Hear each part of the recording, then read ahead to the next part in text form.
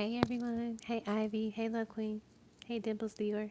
Yes, the list is still open, Love Queen. So if you want to donate for a reading, feel free to do so. Before I close it at 8:30, I think I'm going to move this over a little bit. Give me a second.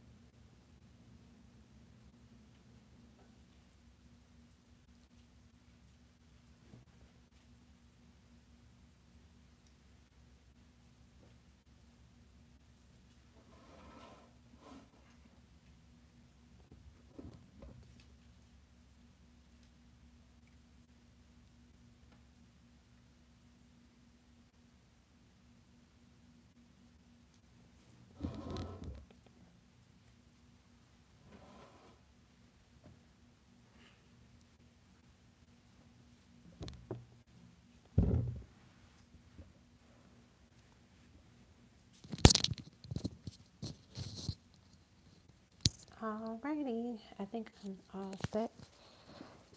All settled in. Oh wait, did I forget something?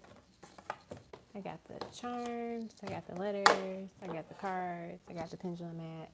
Do we have the pendulum? Um,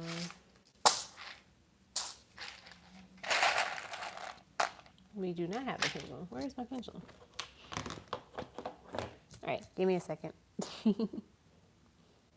Charmies are, so I'll pull like a small handful of some charms and then we'll just go through them, basically.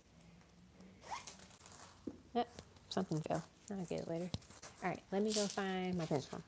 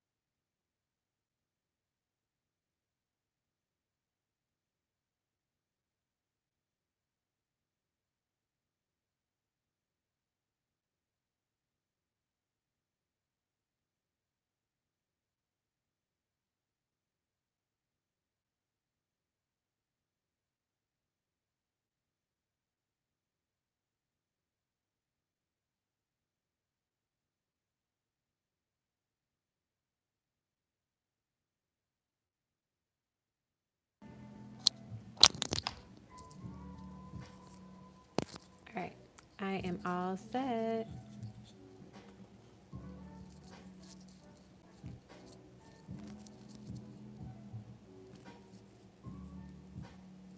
All right, I got my chart, or I got my pendulum. I got my other pendulum board. And then I got the love notes that I forgot to have, that I forgot to bring over last time. This time. All right, so we're going to get started with our readings for tonight. Our first reading is a pendulum question, so that shouldn't take us too long. I'm going to get my map and my board. And then I'm going to pull up her question. How's everyone doing tonight?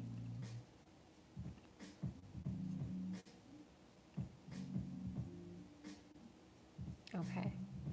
So first up is Yasmin. Oops. I gotta make sure I don't knock over our little setup here. Okay.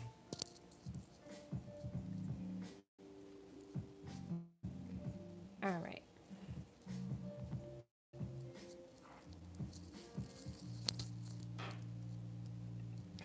Oh, I always forget. I forgot I don't have my email in the description box. There you go. Dimples Dior. All right, we're starting off with Yasmin. Okay. So your question is, will he reach out before the year is out? Let us see. Will they reach out before the year is over? Okay. Will they reach out before the year is over? Will they reach out before the year is over? Will they reach out before the year is over? We got a yes.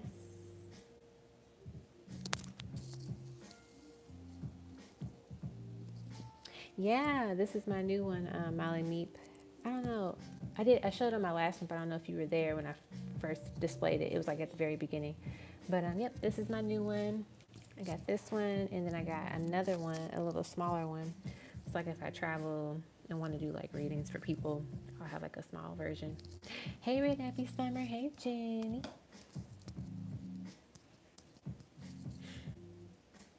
All right, so that's what we got for you, my dear. Up next is Anastasia.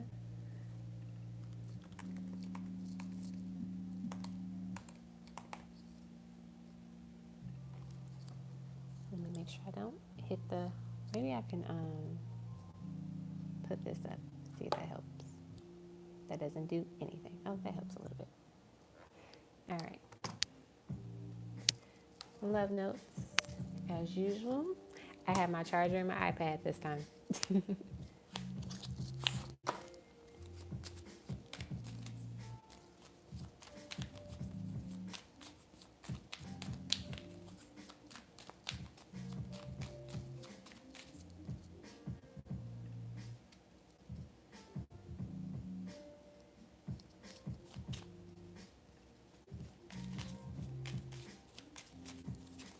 All right, Anastasia.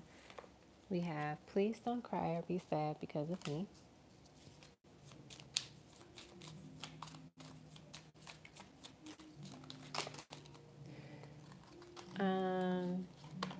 I'm looking at your message, Witchy. Sometimes asking what is the name of a spirit guide that is wanting to connect with me, wanting to work with me. I think those are fun. With the mat that I have now, since I have letters on them, that could be a fun one to do. I know you still have your 2 free pendulum questions, so no pressure. Does that offer still stand? I'm learning to live life better through you. I want to hold you in my arms so badly.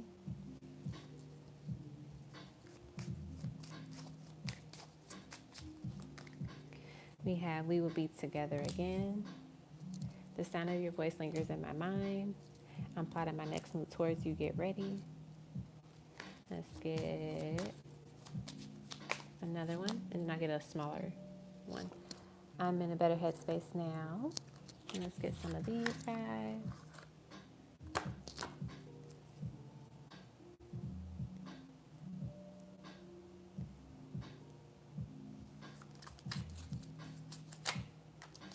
I'm scared. I get too nervous. I've been thinking about how I can fix things between us. You make my heart skip a beat. I get butterflies whenever we talk. And then let's put that one. It's flat. One more. Yes, I do want to be with you. All right, that's what I got for you, Anastasia.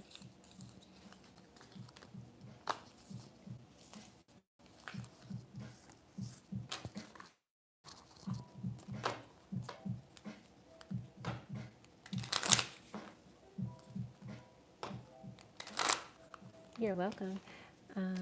How do I have my setup? So when I record my reading, so I have a tripod, and then when I record the readings for the channel, I do it on my phone. I have an iPhone. When I do my lives, I do it on my iPad, just because I think it looks better on my iPad. What I've noticed, I mean, it looks okay on my phone too, but for some reason I like it on my iPad. And plus, I can see some of the messages that come up on my iPad if I'm like just turning to that direction. But yeah, I have a tripod, and then I have the tripod holding the iPad or the iPod, or not iPod, the iPhone. Yep, I have my phone or the iPad on the tripod. There's like a little I don't know what you call it, connector, and it like stretches out however you need it to do. It's like sitting literally next to me, so I have it placed up to where. So let's see. It kind of like hovers over this countertop. So yeah, I just set it up a certain way. There's another tripod that I want to get that seems like it'll be perfect. I just have to actually remind myself to do it. Alrighty. Up next is Witchy. And I have your email, Witchy, with your question. So I'll just pull it up. And since I think you only had 2 questions, so it'll just be $10 for your oops. It'll be $10. Yep, I can show you which one it is. I don't remember. I had to look at my Amazon because I got it like a while back. But yep. All right, Witchy.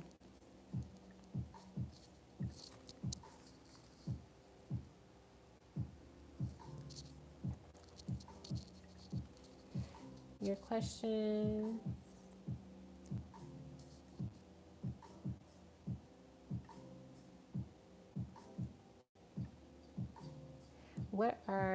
What do they say about you getting the shot? Okay. That's how I assumed what your question was, or what you were asking. But yeah, let's see. I'm gonna use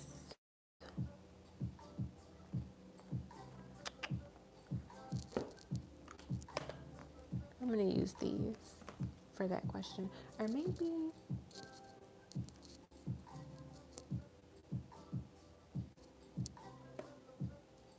okay. Yeah, I'm gonna use these. All right, what do they say about you getting the shot?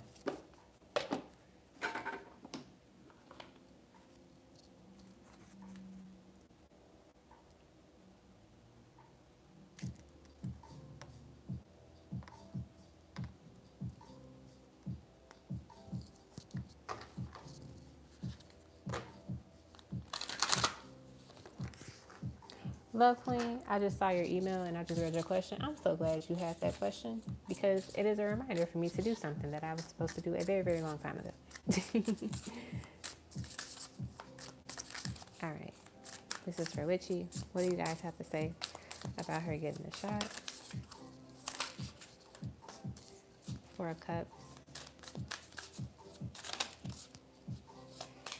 5 of Swords,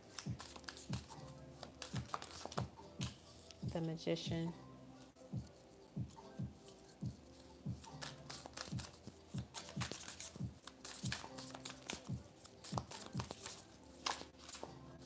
and the Knight of Wands. I feel like what your spirit guides have to say to you right now in terms of getting the shot is don't feel like you have to get it. Don't feel forced or like if you don't get it, you're just going to cause more problems or chaos in your family. Do what's best for you. Do what's best for your health. If, like you mentioned in the email, If it is not recommended for you to get it, or the ingredients, not the ingredients, what's the word I was going to say? Not ingredients, but the components of the vaccine, if you feel like that is something you know that might cause a problem with your current health issues, then definitely don't get it. I feel like your guys are okay if you get it or you don't get it, but I'm leaning towards they don't really want you to get it at this time. So I will wait and just tell other people to chill out about that, because it's about you, it's about your health and what you feel comfortable doing, and also your well-being. Like, if it's going to cause more issues for you, then absolutely don't get it. So I feel like that's good that you're taking that precaution to, make sure things are okay before you even consider moving forward with it. So yeah, at this time, do not get it, is what they're saying.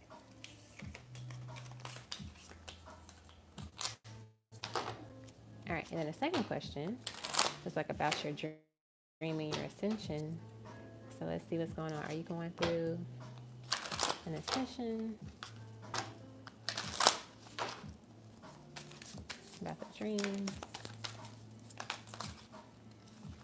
So we have the Eight of Wands, we have the Eight of Pentacles, and then we have the Emperor.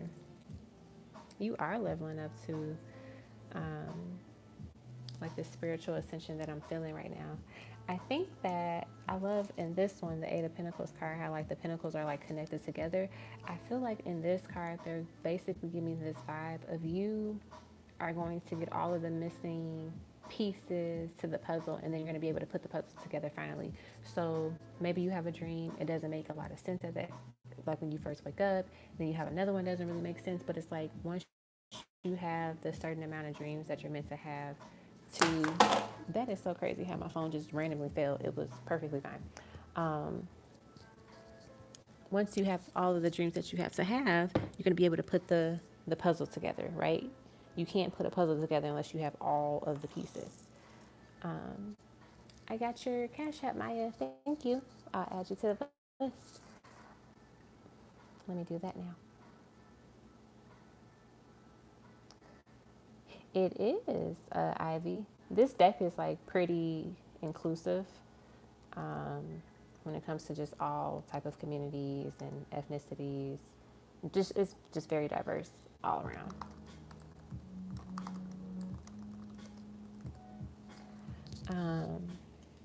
What else was I going to say? But yeah, it definitely are going through an ascension right now.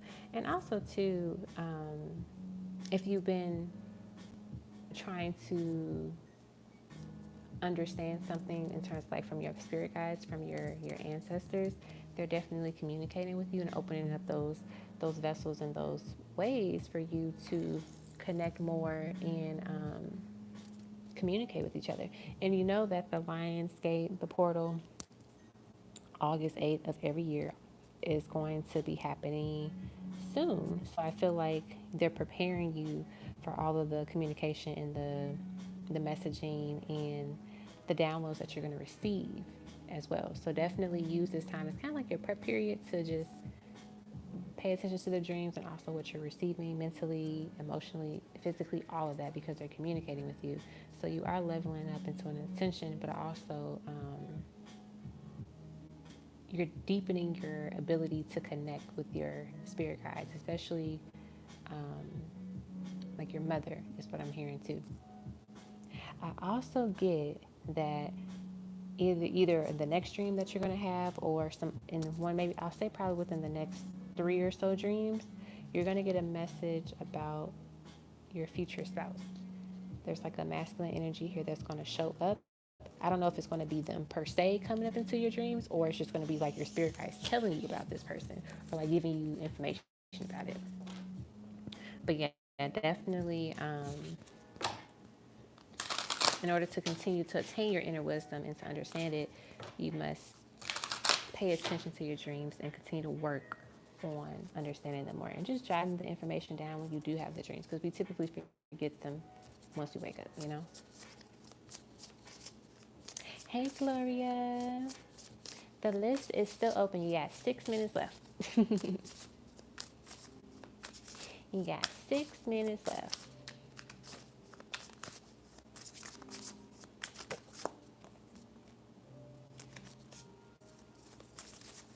I know there's always something falling around me, Queen. Molly Mead. I was reading your message and like getting ready to respond.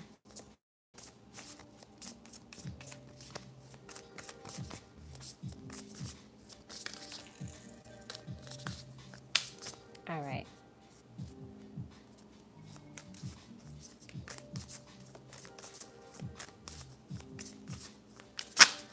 You said for 15C, the Deluxe Ancestral Reading, I don't have to submit questions to it. Nope, you don't have to submit any questions. It's kind of best to just leave it open because then you can get as many messages as possible. But if you have like something you really, really, really, really want to get some insight on, you can give me like the topic. But when you leave it open, you get a lot of messages. I'll say that at least. All right, Gloria, I'll add you to the list.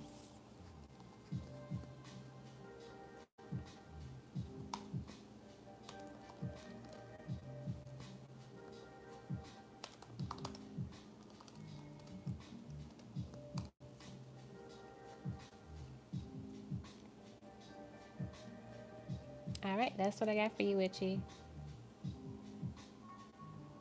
All right.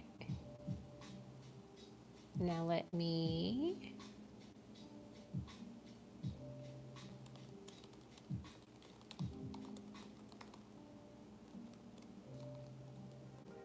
update the list. And now we're on to Brittany. And I have a picture of her reading or her question.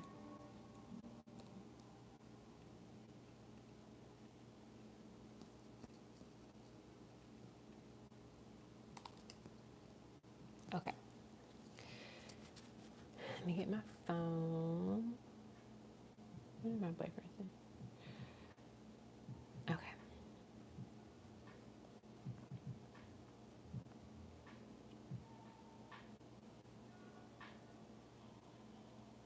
Okay. You just made it. You did. But I feel like if you would have came after 8:30, it would have been fine. I'm gonna try to have like a hard stopping time. That way we're not always on here for forever and ever. All right, Brittany, let me put your name on the screen so you can listen to your reading once you are able to.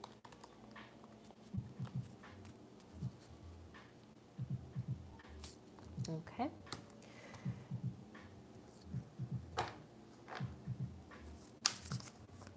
Your question is, in what ways will my life change in relation to my romantic dating life? Let's see. That's a really fun question. In what ways will your life change in relation to your romantic dating life? So we have the Ace of Pentacles to start it off.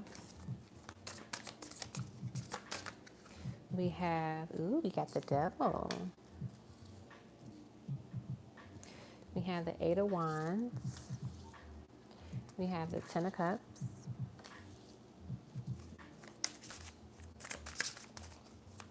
I'm going to put these here. So with these cards, I'm getting the energy and the vibe that your life changes in a way where you see how much of the main character you are, which you are, but sometimes we don't really realize that we let other people kind of control the things in our life, or we let other,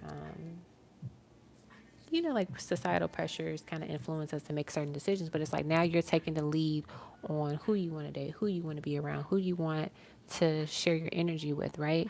And so I feel like this is letting us know that as you take that control and that lead in your romantic dating life, you're going to be able to weed out the ones that are not of quality and then continue to push forward with the ones that do have quality, that have some substance, and you can kind of pick who you want to be within the long run. I feel like when you have this mindset and this energy and this focus, you will be able to, manifest your Ten of Cups, because now you're going to be able to see things in a way where you learn your lessons. So now you know this is a red flag. I don't have to waste my time trying to figure this out. I already know what it is. you're just going to be literally this it girl in a way. Like, people are going to want to to date you, to get to know you.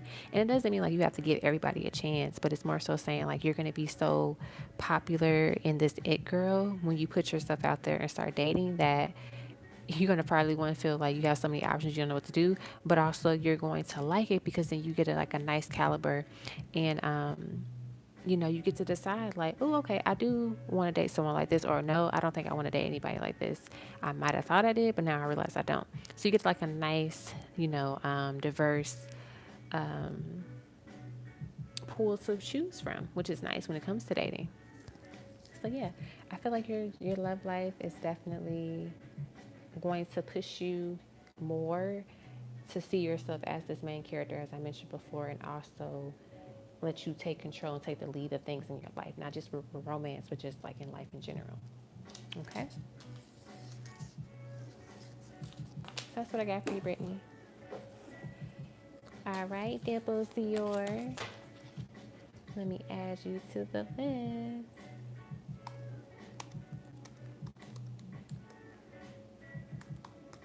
Dimples Dior.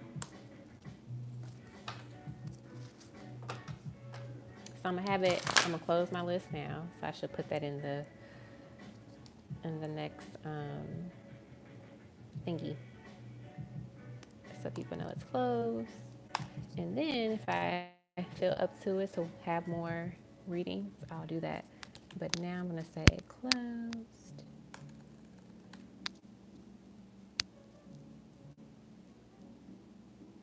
You did, you snuck in.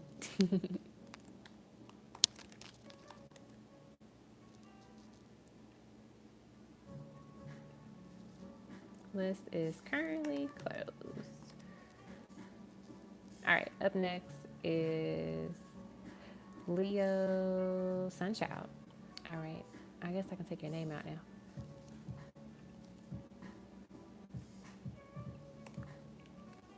Okay.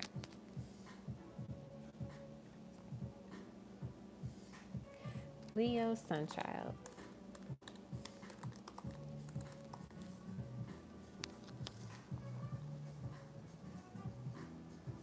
Okay. And I have your screenshot as well. Okay, so you said general love reading. All right, let's get into it. General love reading. Let's see what's going on. General love reading.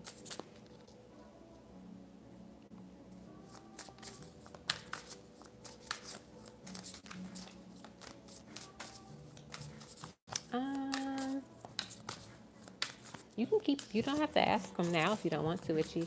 I feel like for you, maybe you should like wait and just see if there's anything.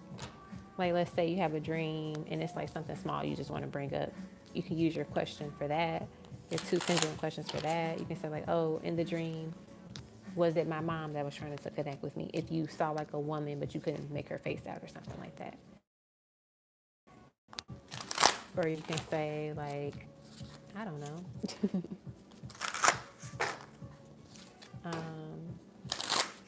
You can do a chakra question. Which chakras do I need to work on at this time? You can do a month question where it's like, what month would be the best month for me to move? I don't know. All right, general love reading for Leo Sunchild. General love reading for Leo Sunchild.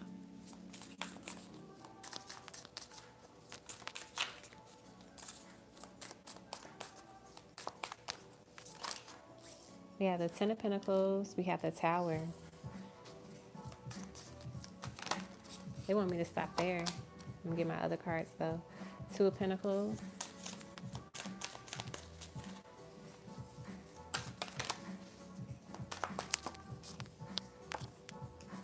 Ace of Swords and the 9 of Wands. The first thing that they literally were channeling to me was that if you want this 10 of Pentacles, you got to let something fall apart. You got to let something just end. There's something that you might still be holding on to that you just have to release, that you fully have to let go of in order to fully attract and manifest and have this amazing Ten of Pentacles energy. And sometimes when it comes to letting something go, letting something kind of just destruct itself, like self-destruct in a way, it can be a behavior, it can be something connected to an old relationship, to an old person, or just like past like energy. But I'm getting this energy, there's something that you need to energetically remove out of your life, because it's like you're holding on to it, right? But also it's important for you to know that when this, whatever this is, falls apart or just, is removed out of your life, it's okay, because you're going to have like this period where you're going to have these new self-discoveries that kind of lead you to make some significant changes into your life, in your life. And I feel like, oftentimes we get nervous when we see the Tower, but the Tower is a beautiful card because it welcomes in this energy of that change is here to, is here to make itself known, and know that an outside force can influence that Tower moment. Basically meaning that if you try to avoid it, if you try to get out of it, you just make it worse for yourself. So that's why Spirit is like saying, just let this thing fall apart. And when I say fall apart, not like, oh, just do stuff to make it destroy itself, but more so like you can tell when you're holding on to something with a thin thread.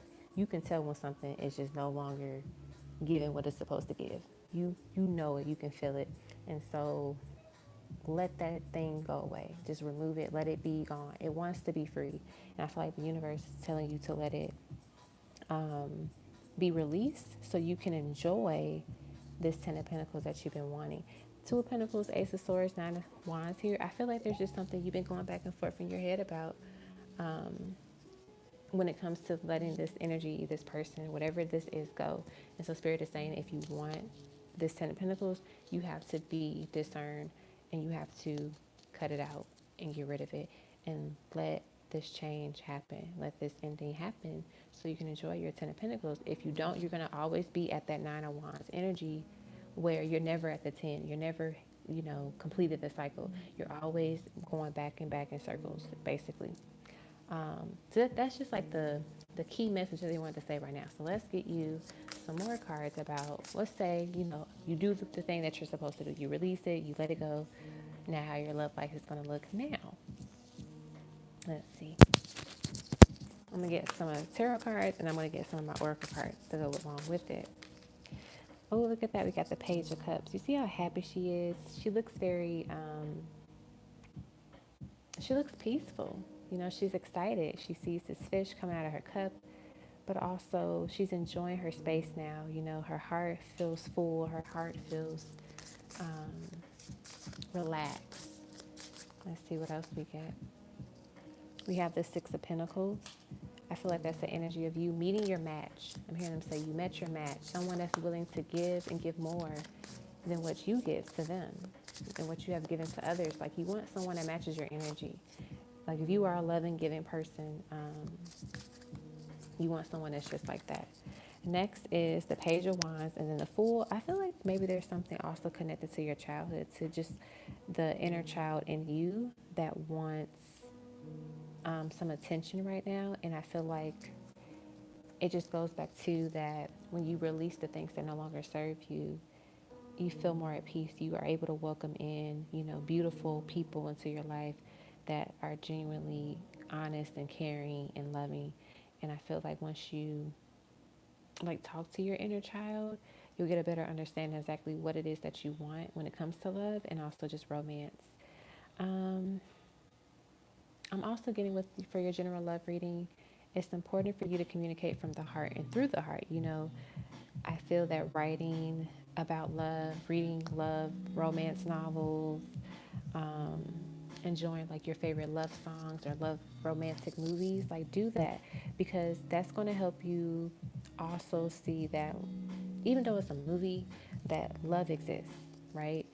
And when you read, maybe even watch videos on YouTube from couples, or read stories that you may hear about. I won't say celebrity stories. I feel like more so just common everyday people type of stories. So it feels more realistic and something that you can really relate to.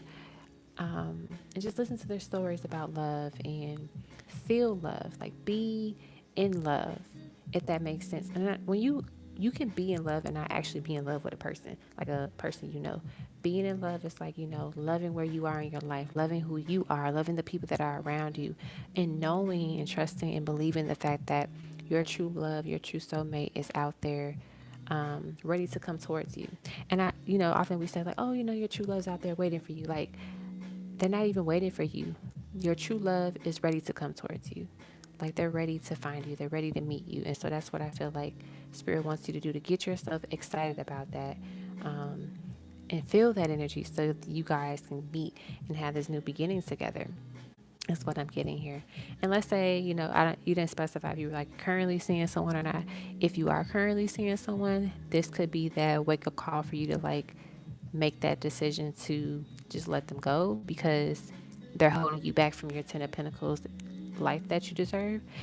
And if you're not seeing anyone, they're letting you know that if there's anybody that you dealt with in the past, or there's anything that you still haven't dealt with when it comes to your childhood, it is time to address it.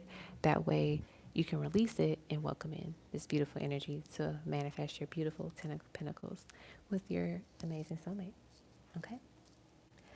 So that's what I got for you, Leo Sun Child.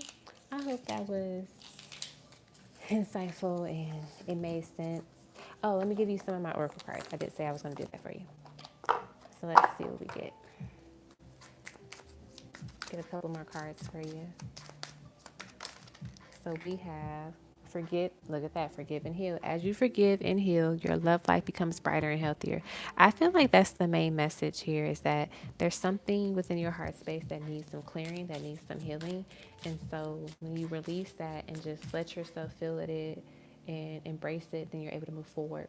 I also get that maybe the Tower card, they're giving me this vision of like, you might just need like also to just give yourself a, I don't know, a 5-minute period where you just cry. Just cry. Like, sometimes we hold our cries in so much that we don't cry, and then one day that one thing happens and then we just break down and cry. So maybe there is something that you need to just release emotionally, and just like give yourself that space to cry. Maybe that's what your inner child wants you to do, is like cry, so you can just release that pain. And then we have clarity. Someone finally sees the answer that was always right in front of their eyes. The vision is clear. Therefore, what is to come shall be clear too. So I feel like once you kind of release the things that you need to release, you get even a clearer scope of things. But also maybe this reading is providing that clarity for you as well too. Like I said earlier, there's something that you need to let go of. So maybe you've been like, on the edge about that and you weren't 100% sure, but you listen to this reading, you're like, ooh, yeah, it's time for me to let that go. Okay? So that's what I got for you, my dear. I hope you enjoyed your reading. All right. Up next is Erin.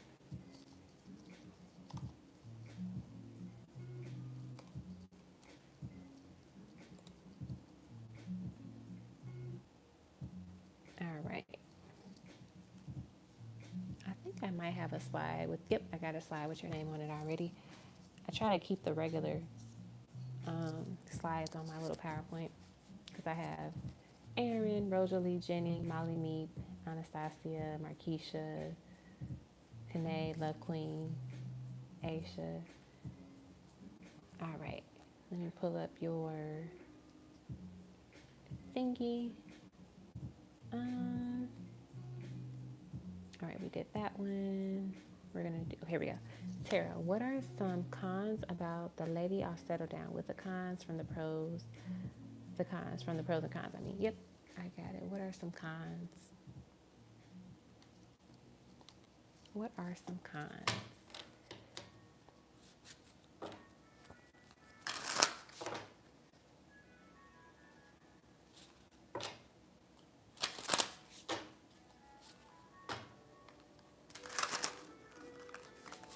What are some cons?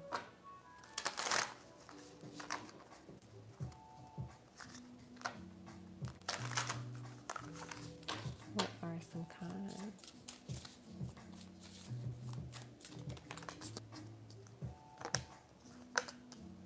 We got the Chariot.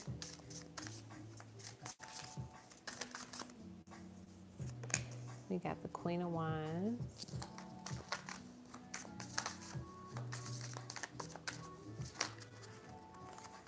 Too many.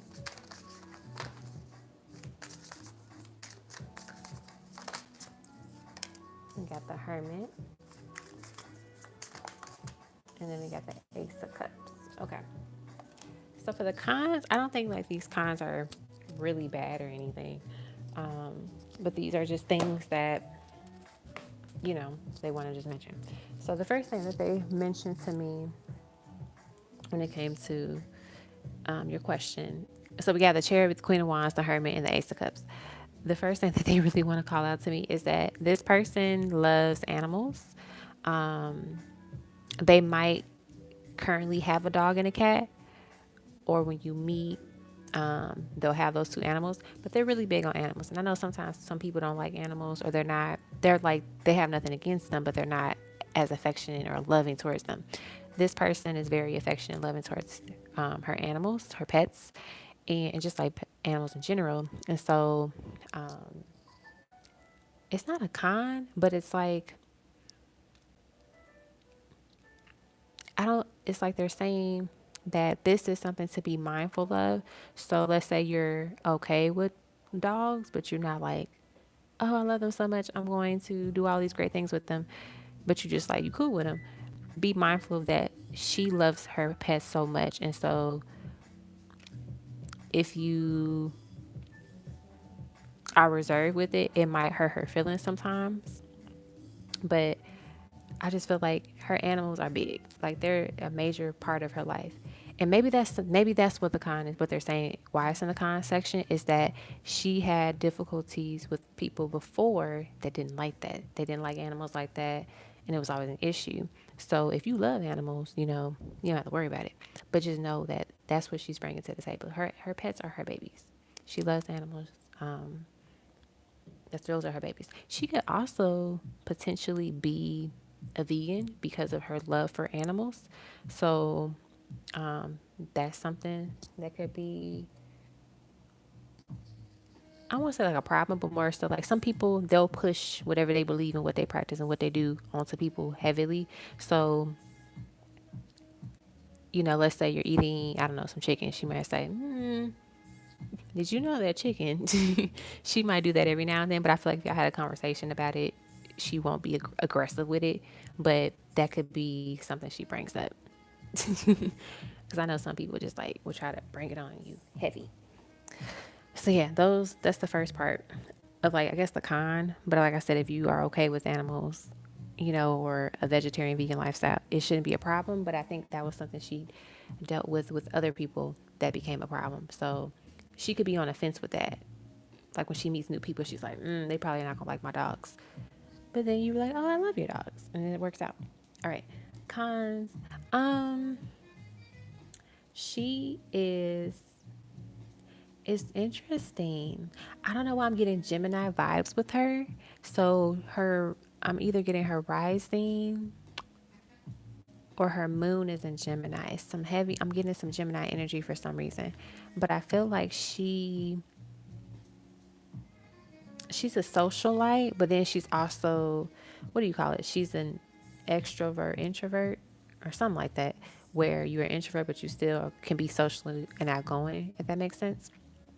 But it's like when she's in her social mood, she's in her social mood, meaning she's ready to mingle and talk and do all the things and go out sometimes. But then she also has that switch when she's like, I don't want to be around people.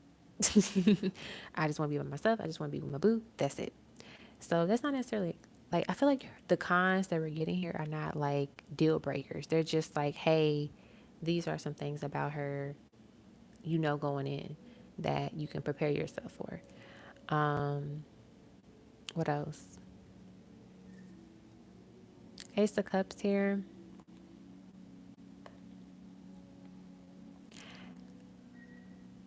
Either she used to drink a lot, not like an alcoholic, but she used to like, maybe that's what the social part of it. Like she drinks a lot when she's out with others and, you know, having a good time.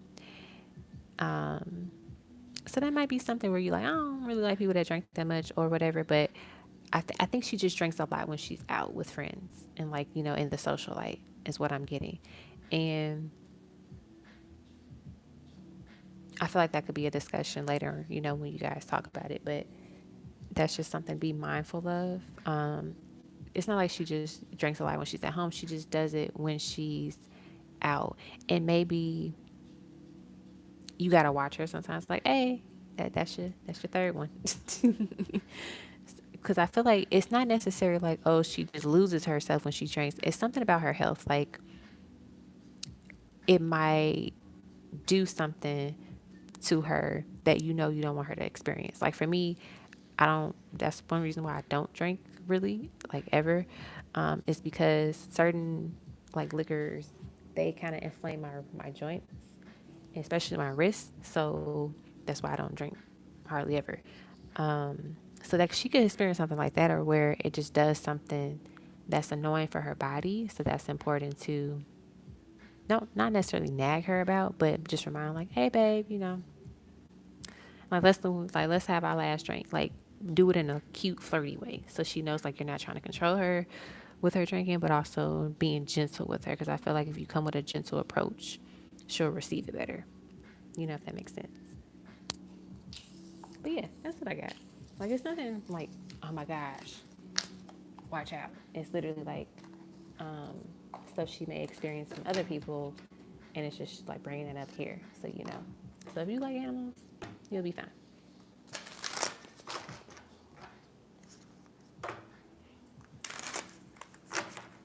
Long as it's done in moderation. I think that's the thing. Cause like I said, I wasn't getting the vibe she does this every day. It's more so when she's out with friends and out, you know, at events and stuff like that. So that's where your help comes in. Yeah, it's like they weren't bad traits. Cause like some people, like for me, I love animals. So if you don't like animals, it's a deal breaker. It's a deal breaker for me because I love them and I'm going to have pets. So if that person doesn't like them, then that's a problem. But my boo loves dogs and stuff like that, so we're fine. Like I remember we were on FaceTime one day and he was outside, he was going on a walk. We were talking and then he literally just stopped mid sentence and told somebody, your dog is gorgeous. It's like beautiful. I was like, I knew you were the one. I love all animals. Like if I could take all of the endangered species and take care of them and put them on their own little habitat where they're supposed to be, I wish I could do that. That's how much like I would do all those things. They just have beautiful hearts and souls, and I hate how people mistreat them. And like I don't understand how people will get a dog or just like any type of house pet and literally neglect them. What was your purpose of getting them if you're not going to love them and take care of them? All right. Up next is Molly Mead, the lovely, amazing, incredible Molly Mead. All right. Let's see. I also feel like when people do harm to animals, like it's just some type of karma comes back to them. Like when you are abusive to animals or neglect them in certain ways, like it just comes back to like haunt you. I feel like. Um, let's see.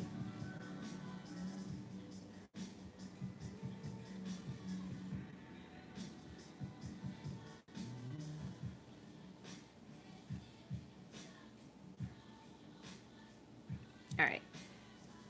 15B. What changes are coming towards me and my son between now and next summer? I'm just waiting. Yeah. I think for you, Molly, I'm going to see. Let's see.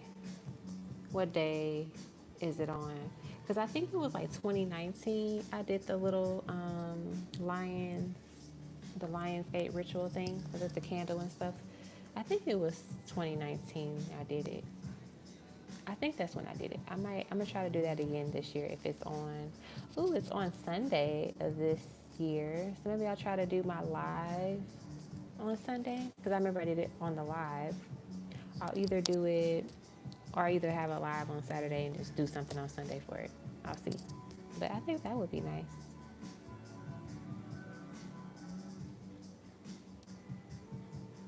I'll come up with something for that.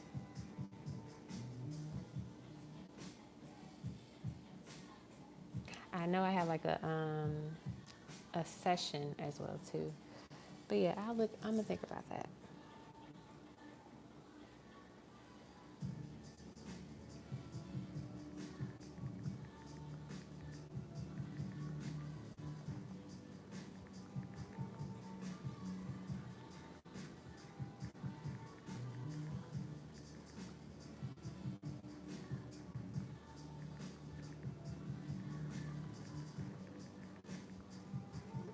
Okay.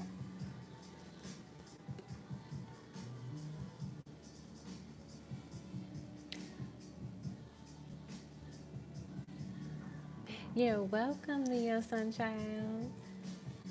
Ooh, thanks for letting me know, Molly Mead. I think I'll probably do it at night. If I actually do it on that day, I'll probably do it at night. Or I could, I don't know, I could do my live on Saturday and then do it like at midnight because it'll lead into Sunday. But I don't know if I'm gonna be up that late. We used to do lives that late, but I don't know. Yes, my birthday is coming up. We're almost entering August. Woo! I'm excited. My birthday's on a Monday this year. That's so lame. So lame. But I want to figure it out. I'm going to make it fun. I don't know if I want to do, I don't know what I want to do for my birthday. I've been trying to figure this out. I've been talking to the bae about it, my spirit guides about it, everybody about it. Okay. It is August 23rd.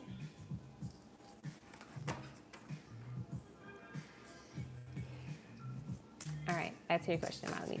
What changes are coming towards me and my son between now and next summer?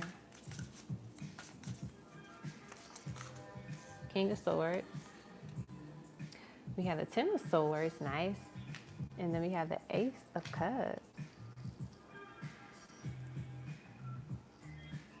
I like that. You want to know why I like it? I like it because they're letting you know the worst is over. So when you enter, so technically with the Lion's Gate, you know, that's when your new year begins in a way. So it's really good to kind of like make it clear what you want to leave, you know, in this part of the year. That way when you are working towards, you know, getting the things that you want for your next 365 days, you manifest those things. So I feel like what they're saying here is that the worst is over. A lot of clarity and truths are being revealed for you to understanding what you really deserve and what you really want.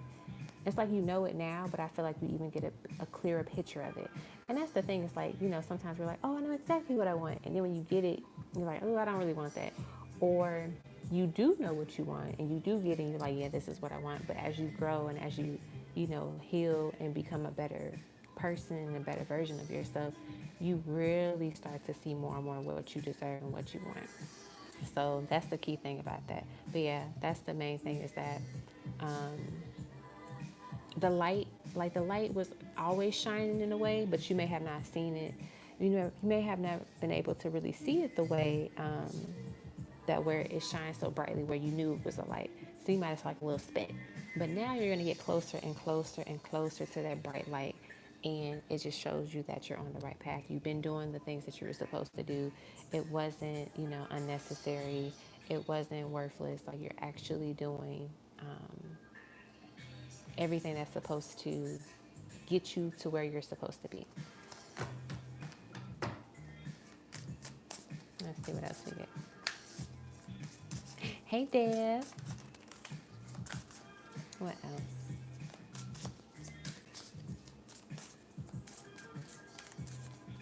Ooh, I'm hearing them say they want me to stop shuffling and just like stop there with those cards for that question. I'm hearing you're gonna have a new house of June of next year. Like, but more so whether you're renting the home or you're purchasing it. It's one of those two things. And I mean, it's a house. So like, let's say you might move into an apartment, next month, but they told me June of next year, you're going to have a new home. So I think that's something that you desire the most. So like I said, you might move into an apartment for now, but then in June of next year, you're going to be able to, either you're going to sign, documents to become a homeowner, or you're going to, rent a home for a little bit. Or, oh, that's what they're saying.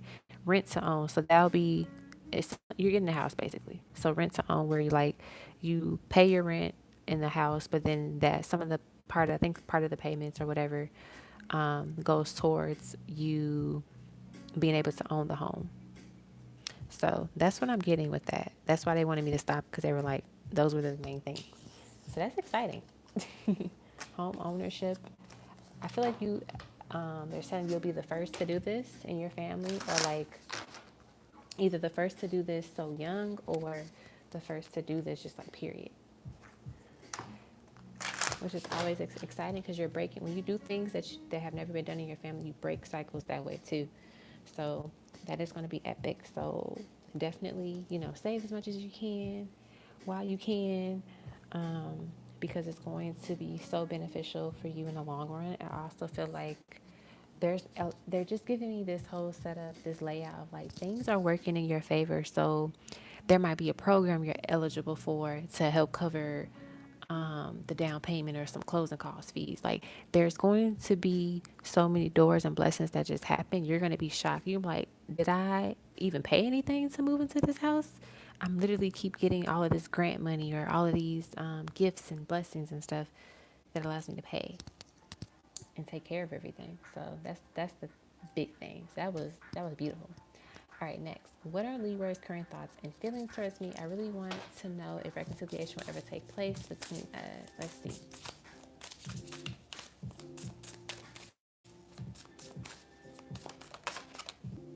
Page of Swords. Bro, oh my gosh. Oh my gosh, y'all. When I put this card down, it looked like those birds were moving. So that just gives me this energy and this vibe that they're saying things are moving behind the scenes. You don't see it right now. You might not even feel it right now, but they're actually happening. They're moving forward. So just trust that. I feel that that reconciliation, like the reunion of the souls, is happening in the 5D more than anything right now. And that could be, obviously we want things to happen in 3D too, but like if it doesn't happen in the 3D, it's definitely happening in the 5D, and that makes things feel better. And I feel like that allows it to happen in the 3D. So, the better this happens in the 5D, it gives us hope for the 3D. Let's see what else. Bottom of the deck was the Ace of Swords. So it does seem like this person definitely has been thinking of things to say to you and wanting to say to you, but they just haven't. Let's see what else.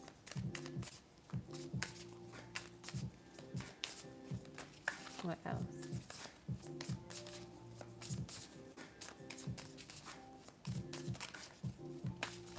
I just like message. Do I still have to email you from the...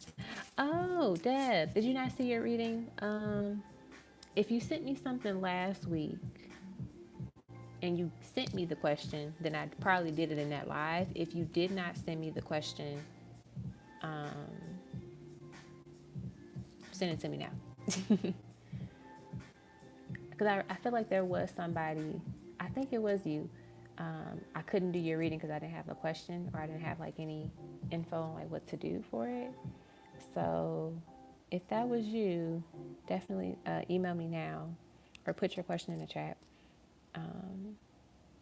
Yep, it was you, because I don't know if you checked your Cash App, but I sent like the envelope emojis, and that was my way of saying like email me. I wish Cash App lets you like message people. I don't know if it does that. But yeah, that was my way of like letting you know, can you message me? But yeah, I'm so glad you got back on the live.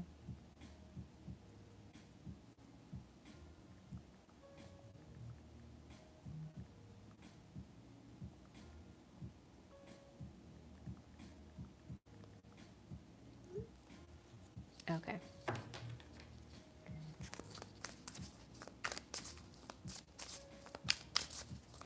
Let's see what else we get. I'm glad you knew what I meant, Deb. I was like, I have no way to like explain this. So hopefully she understands what I mean. All right, Eight of Pentacles. Yeah, I just feel like they've been thinking of you, Melanie. I feel like it's more so those thoughts are just those thoughts. Like they're still thoughts. They haven't taken any action, which sucks. But they still think of you. And oh no, what did I do?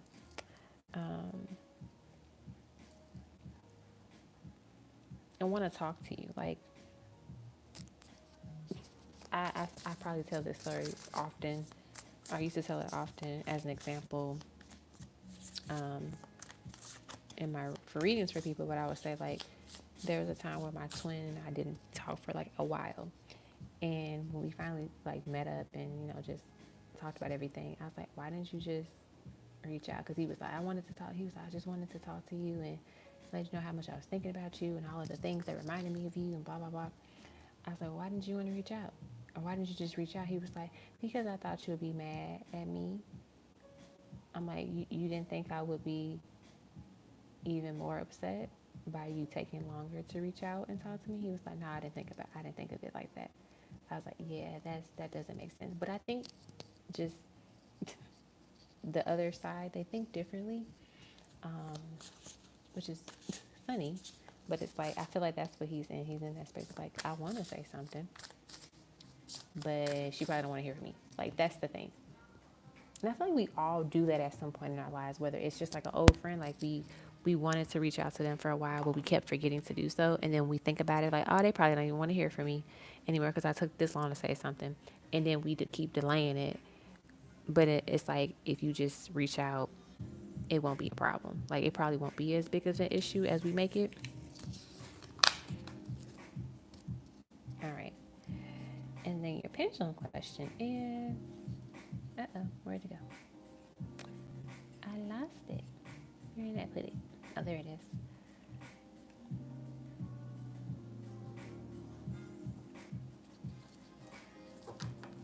Will I get to travel out the country to visit my friends in the UK next year? Ooh, that would be fun. I've never been there before, but I do want to go. All right. Will Molly Mead get a chance to visit her friends in the UK next year? My phone almost fell. I don't have a case on it. That's why it's like falling out of my lap. Okay. Will she get a chance to visit her friends next year in the UK? Yes. All right. And now you got love notes from you know who. Let's do the no communication one.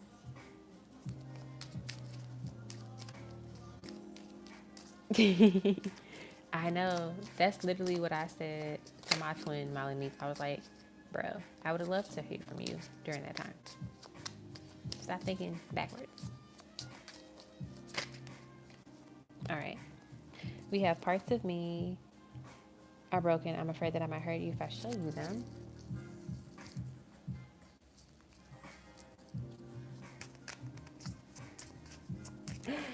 Hey, Bessie. Hey, Tia. All right. Let's see what else we got. We have my heart is yearning for you. We have I wanted to play the field and now look where they got me. Nowhere. Oh, you found my phone case? Okay, you can throw it away or no. Well, I just ordered a new one. I don't know if you should still keep it or not. I don't know. We need to talk about everything. I get scared. I get too nervous. I do miss talking to you. I'm learning to open my heart. And then finally, we have I don't deserve you at all. All right, so those are your messages from your person. And that concludes your reading. All right.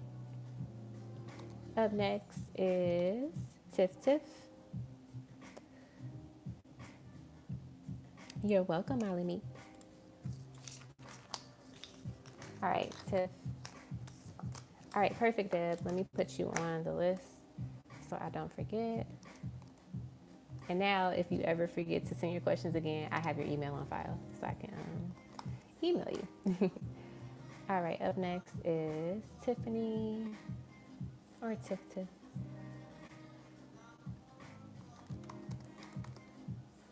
All right, here's your little timestamp. And then let's pull up your question. Let's see. All right.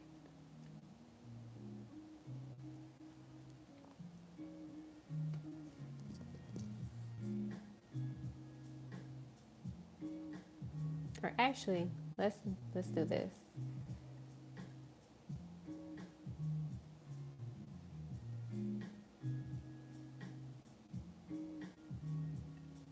All right, so I'm gonna do the channel part first, the channel songs, and then I'll do the 10B.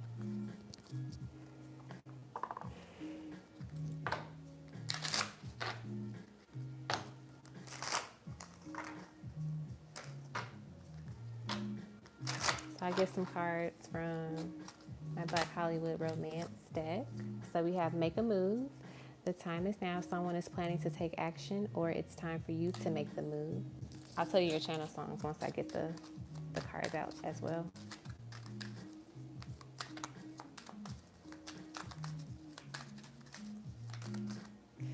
We have Divine Union. Congratulations, it's time to celebrate. Both you and your partner have healed and learned the important lessons to allow this union to manifest. We have very soon. Be clear about what you want, because within a blink of an eye, it will be yours. So I feel like your future spouse is definitely letting you know, like, it's coming soon. Like the fact that they'll be meeting you soon. In terms of like their channel songs for you right now, let's see what we get. Let's see. I'm definitely getting this vibe of like,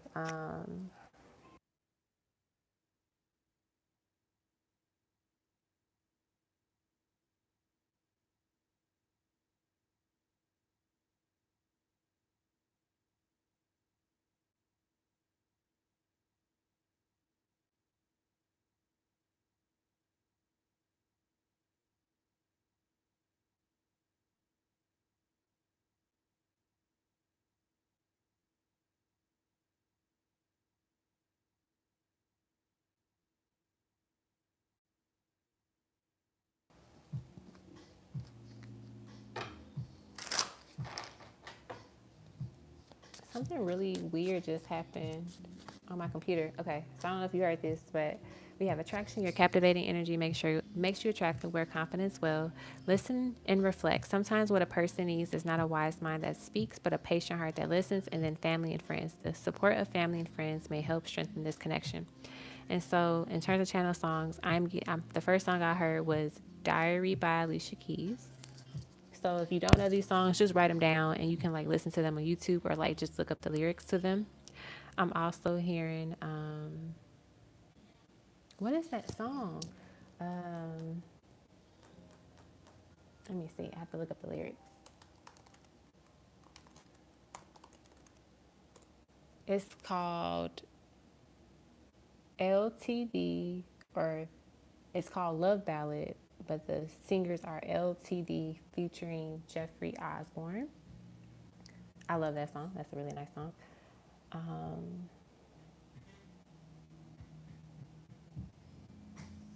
I'm now getting like a sensual vibe song. What is the sensual vibe that they're trying to tell you?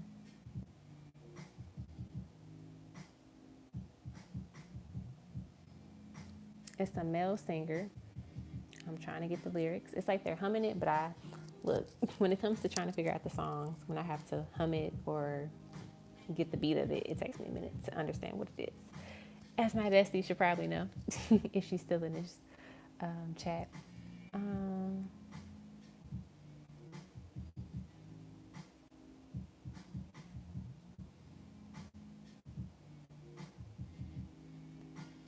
I'm getting a Jill Scott song. I don't remember. I think it's called "He Loves Me." Maybe that's what it's called. I'm also getting "Slow Down." by Bobby V.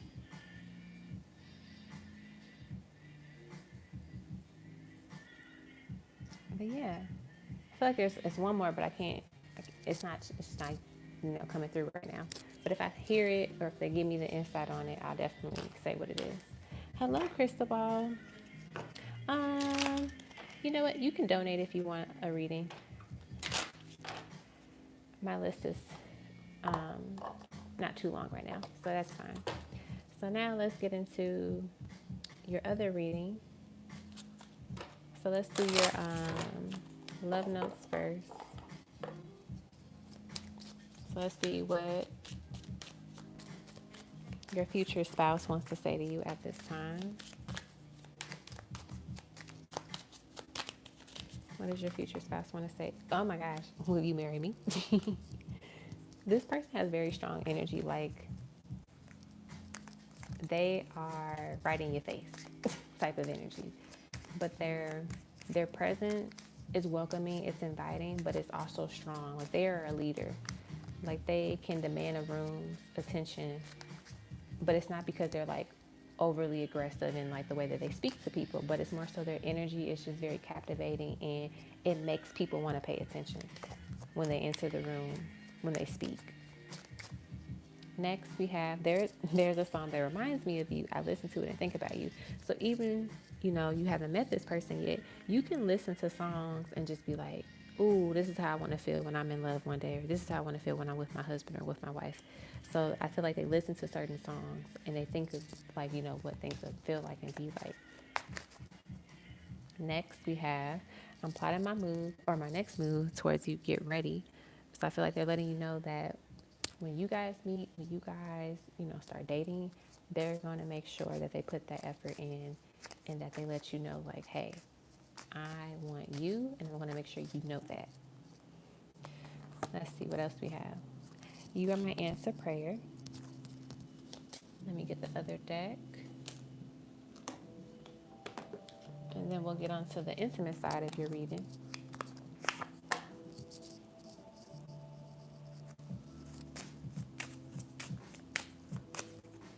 We have, I wish that I could hold you in my arms. I hope that you like me just as much as I like you. Can I spend my life with you? I've waited lifetimes to find you, ... Trust me, I got you. I really love the way you make me feel inside. I adore you, I love you, and then I want to kiss you. All right, so these are your love notes. So now let's get into the intimate side of the reading.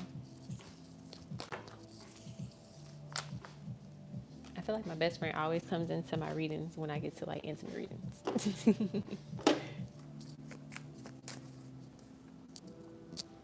All right, let's get the intimate cards.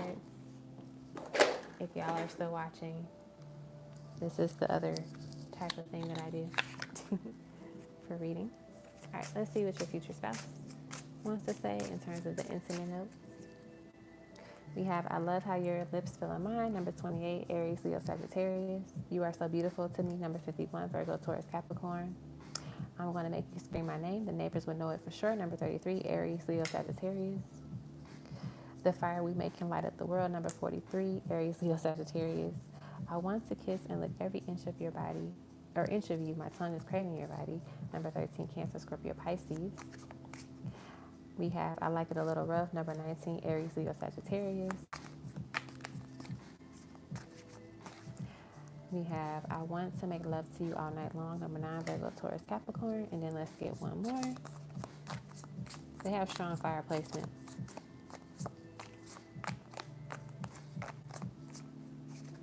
We have, I want you to suck on it, number 22, Cancer, Scorpio, Pisces. And then this came out with it, I want you naked as soon as you get to the door, number 32, Aquarius, Gemini, Libra.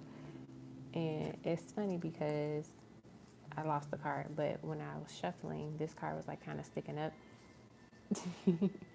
The brain that has here. So they are definitely a person that is aggressive in the bedroom, but you might like that.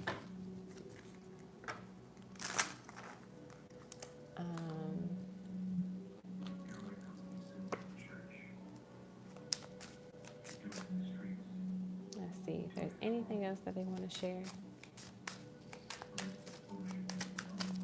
about your person?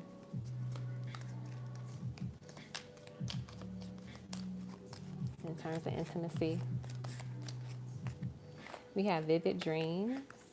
So you two might definitely have like, you know, sexy dreams about each other. We have sweet songs. Soulmates often use music and song as a telepathic aid in order to share spiritual messages and emotions with each other. So this person might like to set the mood with certain songs, like a certain artist. That's the thing, is like, remember how I said I was channeling essential, like sexual type of song, but I couldn't get it through. I just can't get it. I feel like the artist is like they're well known, but not a lot of people. You know, like you have those like local artists, but they're really big in like their hometown or like in that region. So I feel like that's the type of artist this is. So hopefully, you know, over time we'll be able to channel it. Then we have devotion, a dedicated partner whose love is unconditional and eternal. So I feel like this person definitely will always make sure that you are pleased first and satisfied. Like they make you the forefront when it comes to like, you know, intimacy, which is great. All right. So that's what I got for you, my dear. I hope you enjoyed it. Hey, Maha. I do remember you, Maha. How could I forget you?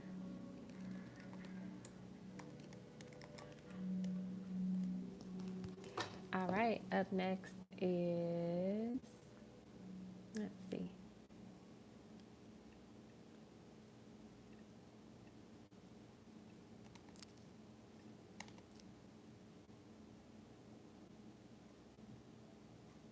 Love Queen is up next.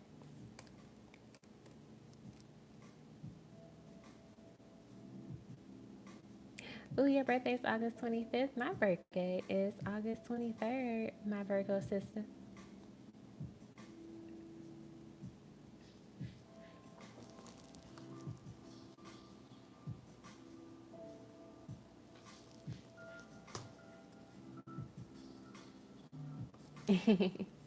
Well, thank you for saying hi, Maha.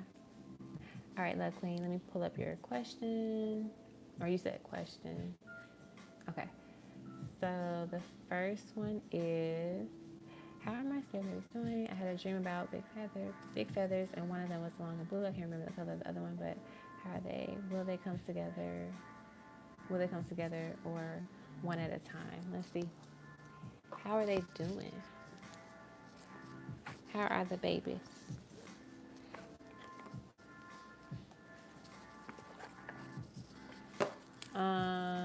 I have no idea, Maha.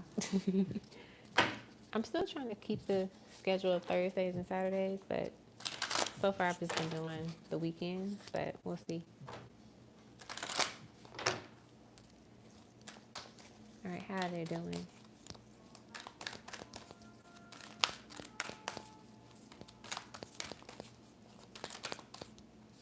Oh, they're doing great. You see, there's both a boy and a girl in this card.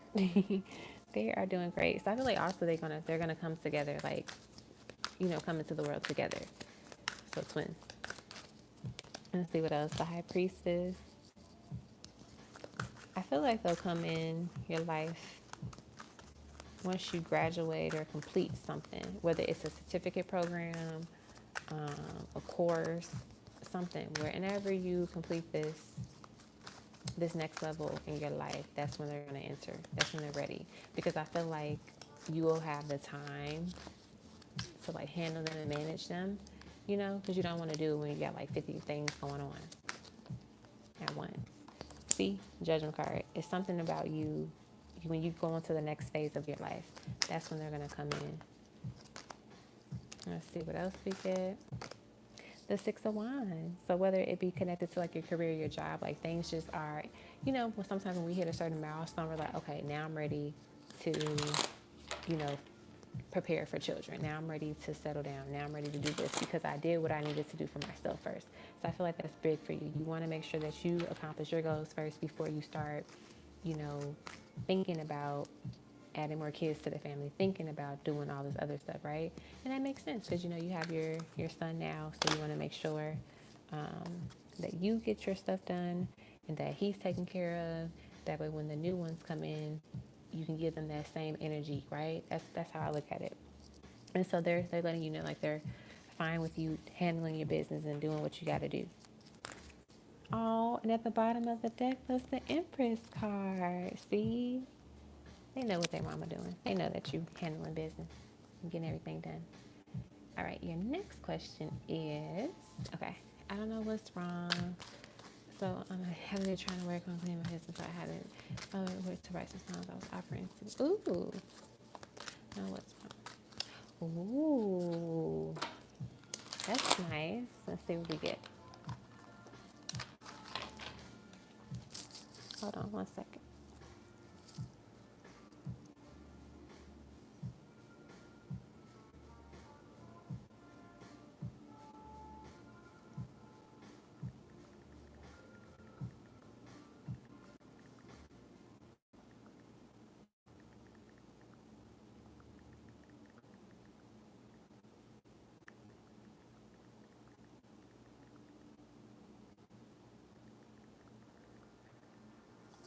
Okay. So what is going on? What do you need to do to get back into that place where you're motivated? Five of Pentacles, Ten of Wands. It seems like, let me get some more cards first before I say what I was going to say.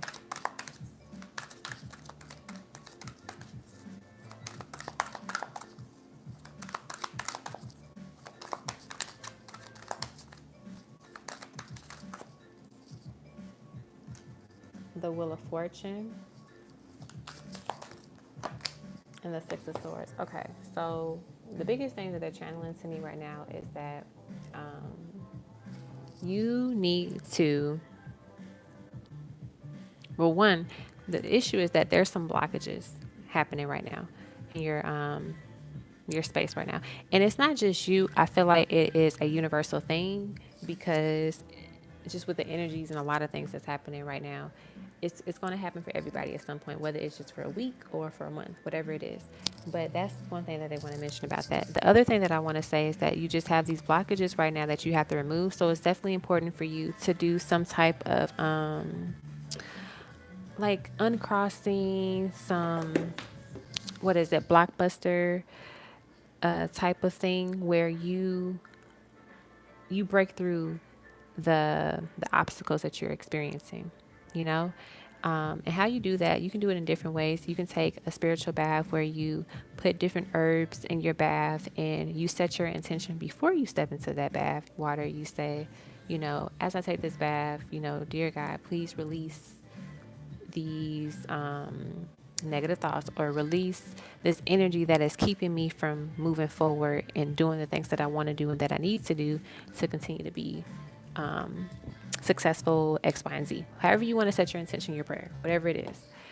Setting that intention and that prayer before you step into the water, and then you use that water once you're in your bath to be like a cleansing type of thing. So there's like the spiritual cleanse that you need to do.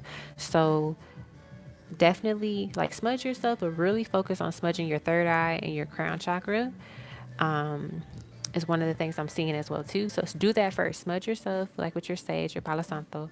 And then when you do that, take your spiritual bath. And for like herbs that you can use for it, you can use, like, you can put a couple of drops of or not a couple drops, a couple little sprinkles of lemongrass herb. I'm trying to think of things that would be easy for you to get, so you don't have to like wait too long to like order stuff offline and, you know, wait till it arrive. Let me think. What are like some household items most people really have in their pantry? I'm trying to think. It's not too crazy for you to get.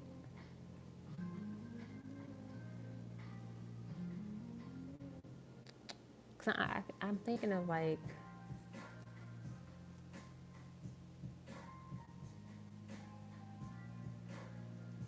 I'm trying to think of like one that you probably have in your house at this time. but I can't really think of any. But I know if you have lemongrass, do lemongrass. That's great for roll opener and like blockbuster type of things. Obviously sage, you know, if you have the sage Palo Santo stick. But I think the other things that you will need, you will probably have to end up buying.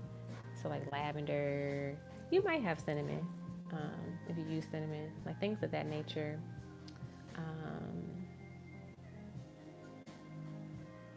You can have like, you can eat some oranges to kind of help with that roll opener energy. But yeah, definitely do those things because it seems like the energy is kind of heavy for you mentally. So if you have any of those type of things, use them. I'm trying to think what else you could do. Drink herbal teas. Oh, you can do that too. If you don't have certain herbs, drink them in teas. So like, you know, you can have like ginger tea. You can do tea with lemongrass, and you can do tea with lavender. Or if you do have some of those herbs, put them in your teas too. So it's kind of like you want to do like a spiritual cleanse and detox, and also like a physical detox as well too, as well. And don't put too much pressure on yourself. Take it easy, and then slowly allow yourself to get motivated, you know, as you do those different things. So I feel like this is where you're at right now. Like you're here, but you're going to get back up there where you're like at peace. You're able to handle everything. You're able to move forward. So don't feel like it's okay to feel unmotivated. But know that you have to do work to make sure that you don't stay in that energy for too long. But yeah, that's what I got for that. Let's see, I seen pink. Yeah, there you can use pink Himalayan salt and like Epsom salt and stuff like that too. They have at Dollar Tree and stuff. So yeah, get some pink Himalayan salt. That's a good idea, Molly Meat. Yeah, you can use a white candle. You surely can. You can use a white candle. And it doesn't matter how big or small. Like you literally can use whatever you want to just help you focus and like calm yourself down. So like once you like set your intention in your candle, light that candle, look at that flame. Like put it on the side of you, like on your bathtub ledge if you have a bathtub. If you don't have a bathtub, you can use it as like you can do shower stuff. And also just relax. Like use that bath as a time for you to just release anything that you're still holding on to. And once you drain that water, think of it as it's gone. And once you drain that water, definitely clean out your bathtub so it doesn't feel like it's still there. That energy is still there. And then once you're done, make sure you say a prayer over yourself and just, you know, pray that God protects you and takes care of you and all of those things.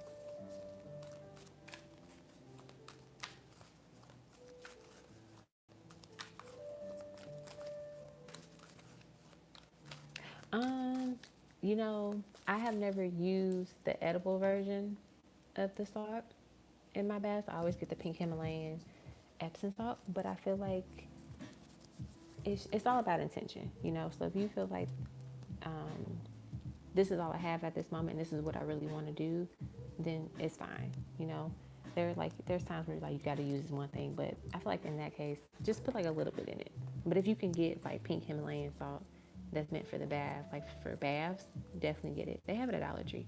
So if you're near a Dollar Tree, definitely go to Dollar Tree and get some. I get it all the time at Dollar Tree. It's like comes in a nice little bag. I might have one here actually. I can show you what it looks like. But yeah, and if you don't have it, the Epsom salt and stuff today, just go tomorrow morning to Dollar Tree and get some Epsom salt. It's in like the, you know, the bath aisle where you get the toothpaste and all of that stuff. All right, next question is, how is my DM feeling? How is he feeling? Goddess of Swords, Seven of Wands, Two of Swords, the Star. Oops. I feel like he honestly, he knows like you're good without him. And it hurts him to say that. Like, it hurts his ego to say that, like, I know she's fine without me, because you're not stressing him. You're not, dependent on him. And that definitely hurts his ego, but it's also something that he found attractive about you anyway in the beginning.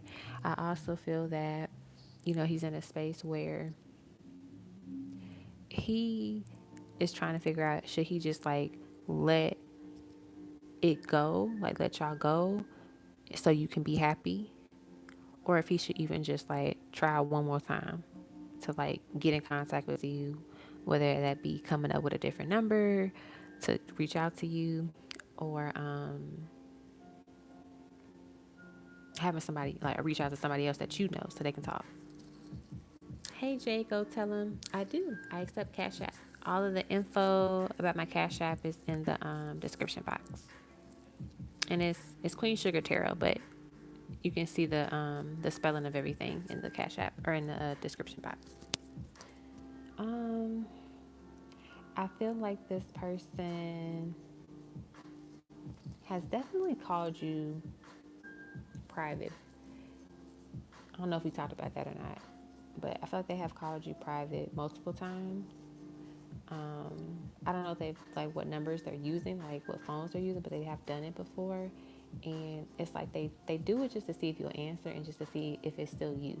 Because some people will call you private just to see, like, if you know, I don't know, if you know the person that has that phone number is usually a man, but then one day it's a woman that picks up, you might think, oh, it's somebody else, or they with somebody else. So let's see what else we get.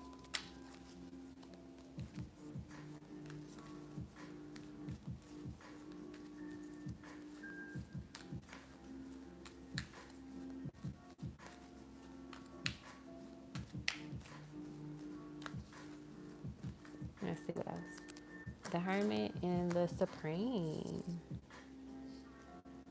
I also feel like they just know, like, whenever you just get better with time, basically, is one of the things that I get. Like, once again, saying, like, you don't need them. And because you don't need them, you're able to grow and you're able to do well for yourself, regardless of circumstances between you two. Like, yeah, you might be sad every now and then, might think about them and miss them, but it's nothing too crazy. So I feel like, in terms of like what they're thinking and feeling, it's just like, one, they're proud of you for just like doing what you got to do and always making things work out for you. But also it's like bittersweet, but it's like, but dang, we should still be talking. We should still be together. We should still be trying to figure stuff out. It's like both those energies there. So I feel like that's what the space that they're in. I don't know if they are becoming more balanced in their life in some way due to this distance between you guys, but I feel like it's definitely helped them see things in a different perspective.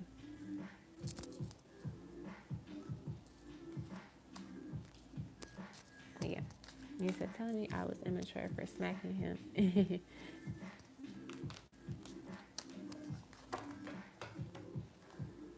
He called me private, let a voicemail. That's good, but that's good that you guys had a chance to talk. And it's like playful. All right, Jay, go tell him. I got your Cash App. I'll add you to the list. All right, up next is Maya. I think I got everybody. Okay.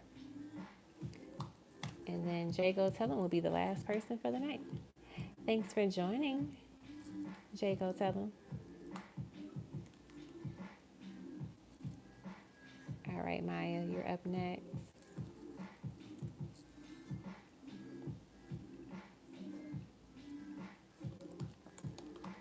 And I think you sent me your questions as well too, right?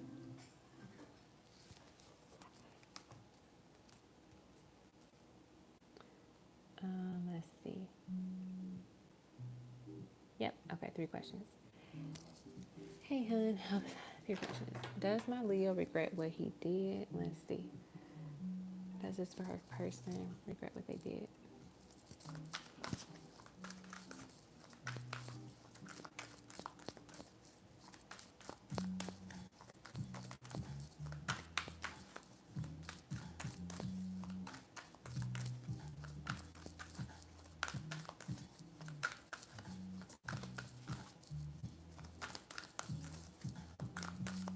Does this person regret what they did? God of Cups, Goddess of Wands, the Hierophant, and the Six of Wands.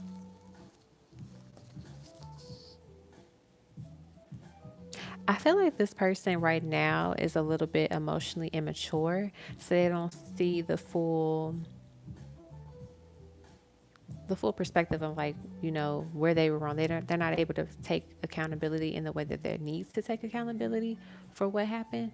And I think that because you see the bigger picture, you understand their wrongs, but you also understand, not saying like you were wrong, but you understand like where you were coming from. It allows you to know how to move forward with this person, like how to handle things in the future with other people in general. So I feel like right now they don't fully grasp the emotional intelligence that they need to have in order to understand what they did wrong. And so you seeing the bigger picture and just like understanding it is enough. So I feel like as they get to a place where they start to,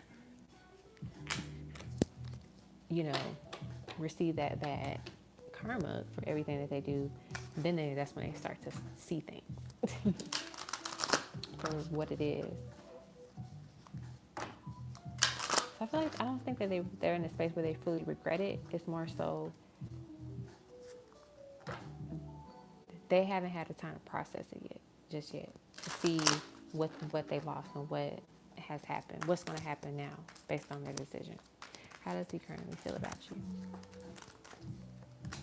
The Judgment card, the Daughter of Pentacles, the Moon, and then the Wheel of Fortune. I feel like this person felt that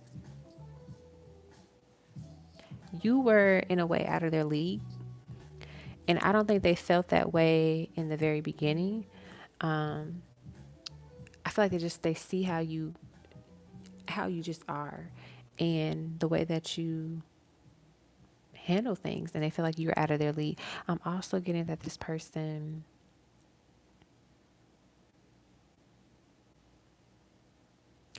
I'm hearing that they didn't expect to really feel the feelings that they have for you so strongly.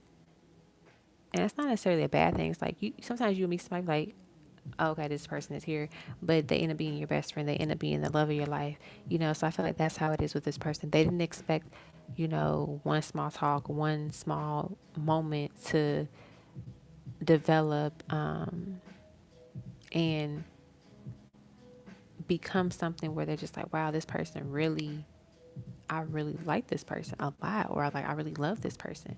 So I feel like this person is in a space where they're kind of sitting with their energy like, wow, I really was feeling her. Like I really was, you know, feeling the connection, feeling this vibe and this energy. And so that's something that they're kind of sitting with. I'm getting a vision of like this person drinking and like thinking about you and just you basically, you know. And it's not necessarily like I said, they're not in a space where they regret it just yet, but it's like they're thinking about it. And it's like their repeated question, like, was that the right move? Was I supposed to do that? Should I did that? And they're thinking nonstop.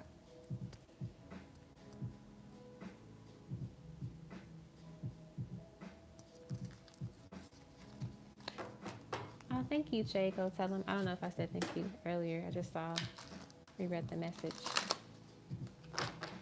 All right, your next question is, should I move on? Should you move on? We got the Son of Pentacles. We got the Six of Wands. And we got the Three of Wands. I feel like what they're basically telling you, give them one more chance. Give them one more shot. Give them one more chance. And you decide what the restrictions are going to be, what needs to happen and when it needs to happen. Like you can say, like, literally, if this person doesn't make this type of move or make this type of gesture within the next 2 weeks or within the next 3 days, whatever you want to make it, and they don't do it, then that's your time. That's your cue to, you know, let go and move on. If they do it, then that gives you a little insight. Okay, cool. So they did this thing. I set the expectation. Don't tell them what this thing is that you want them to do. Let them just see if they're going to do it or not in your time frame that you give them. If they don't step it up, if they don't do what they're supposed to do in that time frame, then, you know, let it go. If they do, then like continue to see if their actions are consistent, because that's key. Because somebody can do something one time and it'd be great and they never do it again. So you want to make sure they're consistent with their actions, and if they're able to continue this energy, and then you can know what you want to do with it next. But if it's like very inconsistent, or if it's like sometimes then it might be best to like move on and let that go. Okay, so that's what I got for you, my dear. I hope you enjoyed it. All right, up next is Gloria.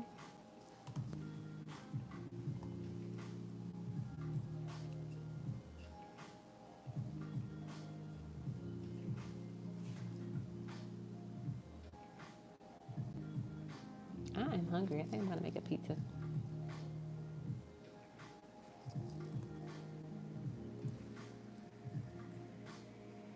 All right, Gloria, you're up next, my dear.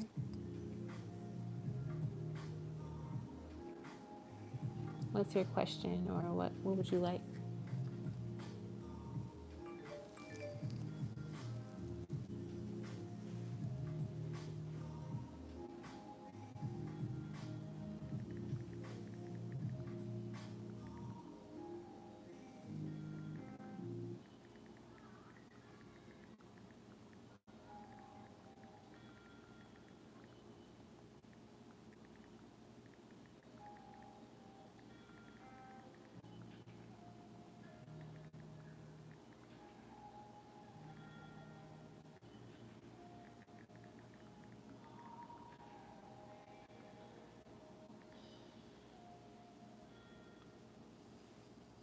Um, I might go live. Oh, I'm not going live on Thursday. Or wait, we'll see. I'll probably go live on Saturday though.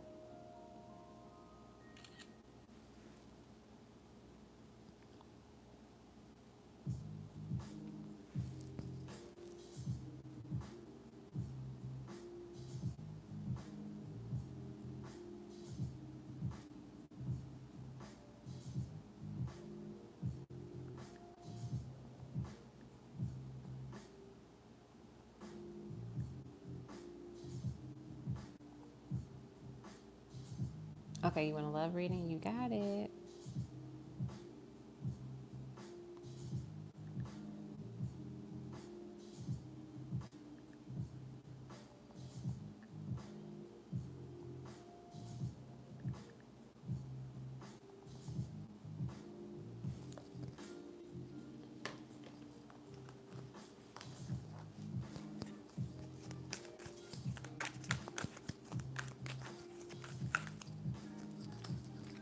Goddess of Wands, the Temperance card, the Ace of Pentacles, the Two of Cups. Beautiful. So I feel like in terms of love, it's just saying that the more you pour into yourself, the more love you receive, the more love that you attract. And sorry, I thought I heard something. Oh, I did hear something. Okay. The more love that you attract. I also get that you're going to be gifted something from your loved one, from just like loved ones in general, whether it be family, friends, a significant other. But like I said, the more you pour into yourself, the more others pour into you. I'm also getting that continue to, you know, move forward on your love journey, your self-love journey, and make sure that you put yourself first and make yourself a priority when it comes to your the way that you love yourself, the way that you heal, the way that you share love with others. Um, I feel like I'm just getting this peaceful vibe. Like your love life will become very peaceful because you are at peace. And so you know how to attract like minded and like energy, right? So you're going to attract peace. I mean, you're going to attract people that are not at peace too, but you are only going to welcome the people that are at peace, or that at a place where they are not detrimental to you and your well-being, if that makes sense. And I feel like your soul connection with your partner is just going to strengthen even more and more because of that balance, and because of the work that you're doing. And because when you're at peace, you know, you're mirroring each other, right? And so with that energy, you just balance each other out, and you just continue to be that peace to each other, but also to yourself. Hey, Sai. Thank you, Dimples Dior. I don't know if you can see your candle, Sai, but I got it burning. It's probably gonna sink, not sink, move back down, because I have my iPad on here. But yeah, Sai made this candle. She makes candles, y'all. Check her out. Lash Wick Empire.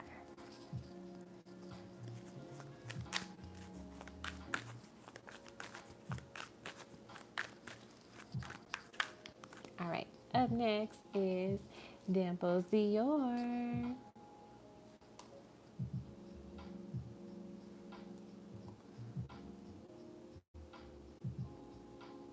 All right, Dimples Dior, you are up next, my dear. And put your name. I'll take your name off the list, and then I'm gonna just copy and paste your name instead of just trying to type it all out. Okay.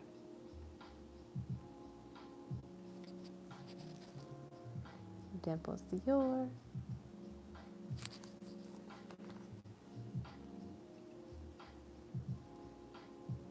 Alrighty. So you're first. Let me go back to your email. Okay. Ooh, the Deluxe Ancestral Reading and Self-Love Reading. Awesome. Those are my favorite ones to do for sure. Let's do your self-love reading first.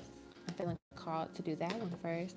So I'm going to get, we're going to use these. We're going to also use, I think we'll use these in tarot. Okay.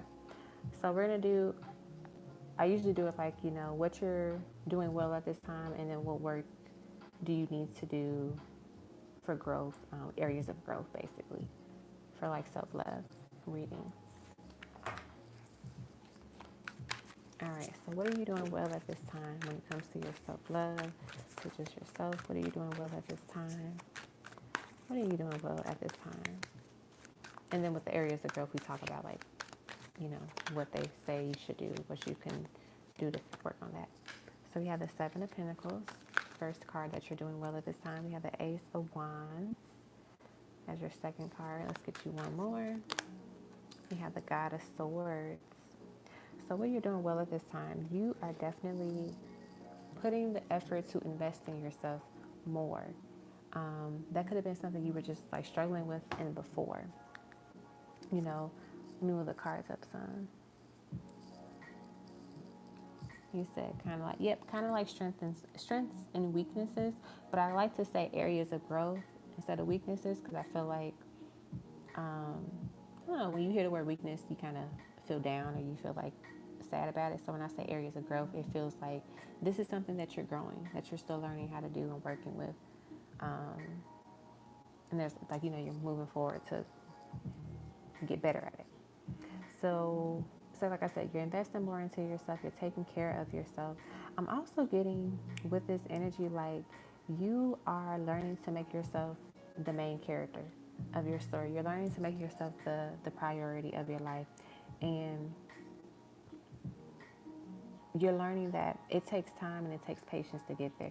This is not something that comes overnight. You can't expect to, you know, be patient in one day. You can't expect for things to grow and to be finished growing in one day. It takes time. So when you plant those seeds, you're learning to be patient and to not, you know, sit there and hovering over the plant waiting for it to grow. You're not like, okay, I planted this seed, I'm gonna take care of it, I'm gonna do what I gotta do, I'm gonna water my garden, and then I'm gonna do what I have to do to be at peace and to just relax. And then if it grows, I can see it. I can see all of the movement and the progress.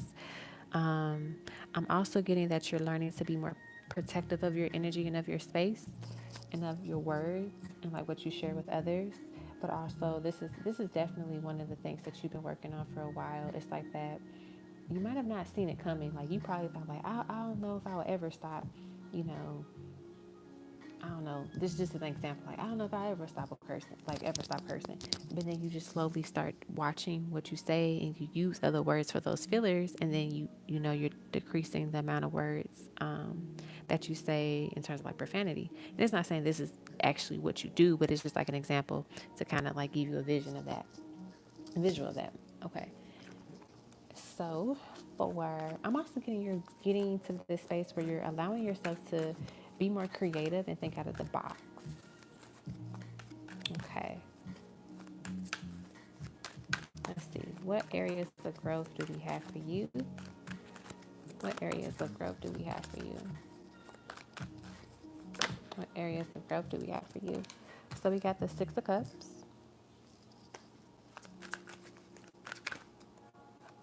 We have the Goddess of Wands.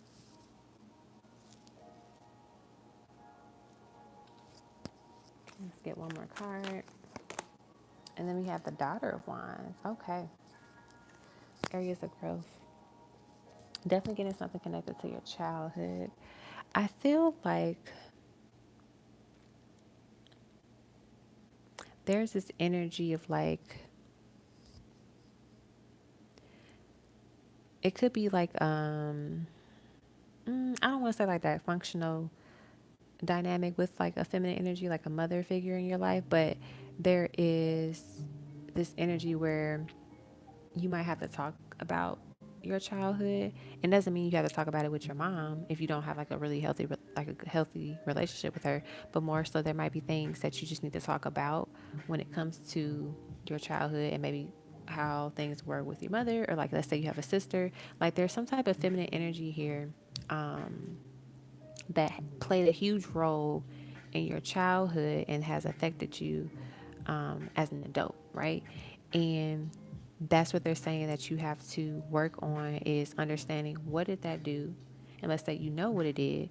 Okay, how do I make sure that I don't, do these type of things if I have kids, or do these type of things with other people in my life that I really care about? How can I be, better than she was to me when I was younger? There's definitely this, it's like a there we go. There's this disconnect with this feminine energy. So you could have just like a disconnect with your mother.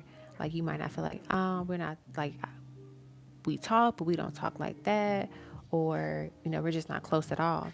And so I feel like there's this energy where you have to kind of work through your childhood. So doing some shadow work, doing some healing when it comes to that. So you can go to a therapist and talk about these things. You can, I'm going to actually show you one of the books that I got.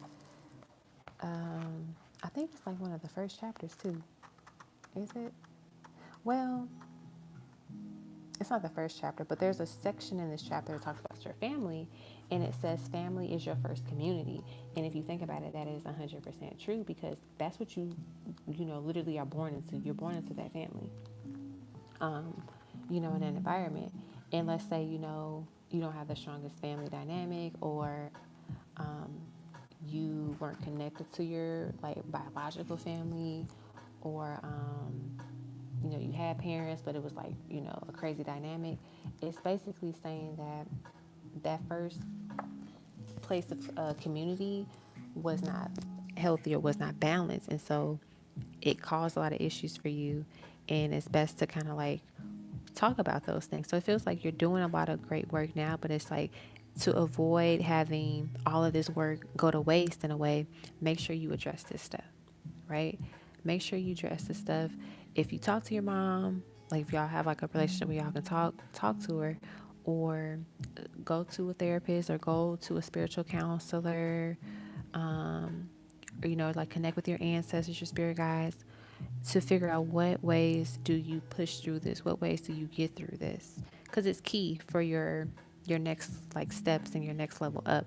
Because if you don't resolve this now, not like in a second, but like in this lifetime, it just it continues. That's why, like, when we hear generational curses, it's a thing. When people don't fix it in the lifetime, it just keeps repeating itself. So that's the key here. I know that was a lot, but that's what I got for that self-love reading. But it was beautiful. Like, that was very helpful. So I feel like this is going to be great for you to go into your ancestral reading now. We have, and so your last card for your self-love reading is I am wild and free. So I feel like, your guides are saying they don't want you to feel restricted when it comes to the way you love and the way you let people love you in your relationships because of, a dysfunctional family setup or, an unhealthy environment growing up as a child. Like, they want you to be able to enjoy all the things that you deserve to enjoy. So allow yourself to be wild and free. Allow yourself to feel what you want to feel, but also understanding where it comes from. Okay? And so then now we're going to do your ancestral reading, which is the deluxe one. Let me get some cards out here for you. Ten of Swords, the Sun. I love that. I love that. And the Hermit. Literally what they're telling me with these cards here is that the pain doesn't have to, you don't have to carry this pain with you forever. You don't have to live it forever. You don't have to, harbor this energy onto yourself and feel like you deserve this or you had to, it was like punishment, you know? And I feel that one of the biggest things that your ancestors want you to do at this time is to know that you didn't deserve any of the hardships and the pain and the difficulties that you experienced as a child.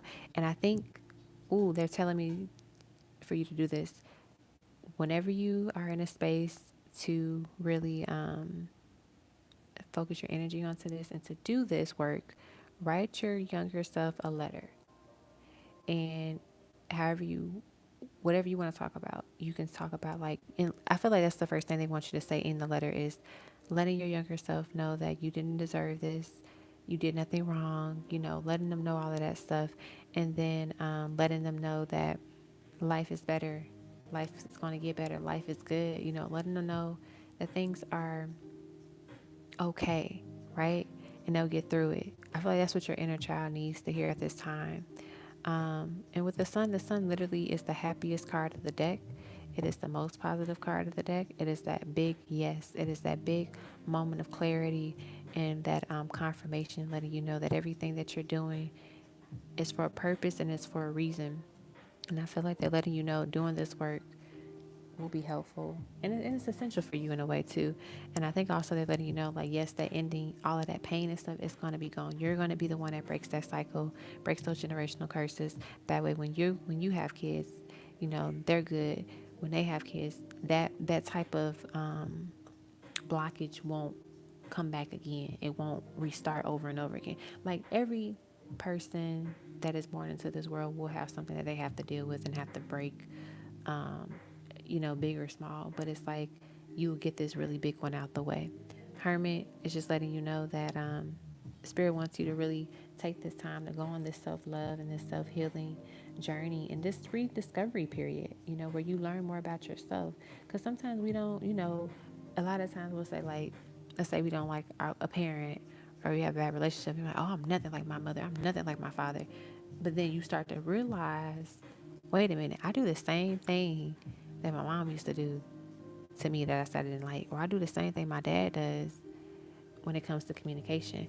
You start to see how, even though you might not necessarily want to be those people, you still are going to embody some of their traits, whether you like it or not. Now you can, do work to stop doing that, but it's like, it's natural because you got to think about it. You're going to be around these people. And then let's say you're never around them, like, you're still going to energetically have some of their energy. Okay. Let me get you some ancestral messages from my deck.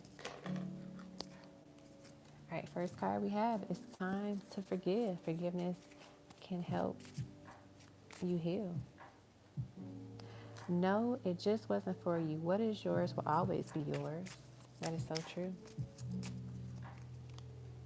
We are hugging you and letting you know that we are here for you. We know that things have been hard. After you clear your head, you'll be able to see what was distracting you. Next, we have lean into your blessings. We have you would be the first multimillionaire in your family. Watch people and energies that surround you, and then you are manifesting healthy relationships and financial prosperity. Be patient, seek the right moment and opportunity, then be swift and collect your blessings. And then multiple streams of income are coming your way. So those are your those are your ancestral messages. So let me get, I don't think I have my runes with me right now. So I'm going to pull some more ancestral messages. I'm going to get them from my other deck. Put those over there so I can give you some more room. So with the runes, they are, they're just like little stones that have like symbols on them, and each symbol means something. So I feel like Spirit is still going to give you the messages that you would have got with the runes through the ancestral messages from my other deck. So you'll be fine when it comes to like getting these additional messages. All right. So we have pay attention to your dreams because we are sending you a clear answer in the next 4 days. So now when you get that card, that doesn't mean like, okay, on the 4th day, I gotta pay, I gotta, make sure I go to bed at 9 o'clock and then I gotta do all of these things. No. It's just saying pay attention to your dreams for the next 4 days. Whether it be each dream, you just notice a bright, vibrant green tree. That could be the message that they want to share with you in that dream.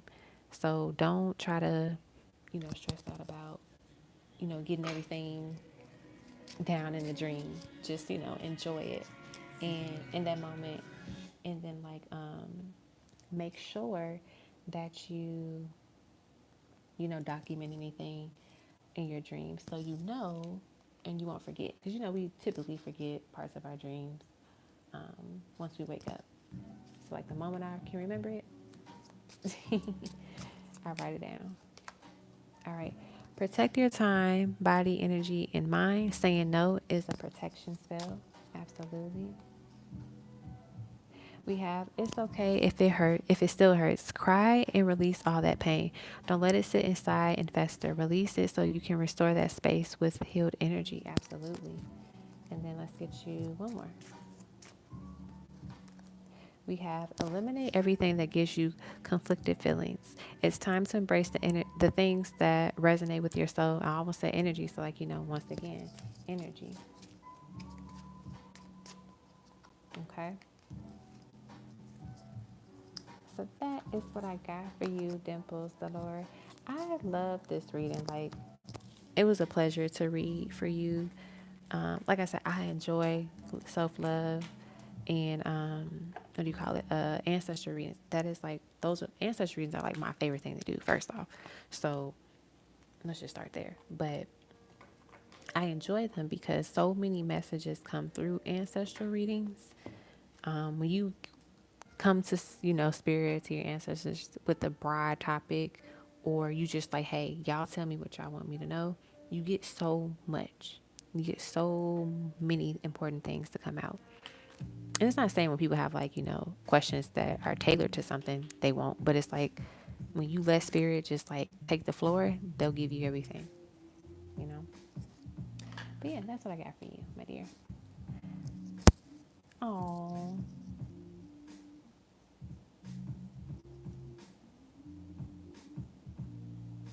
Thank you, Witchy.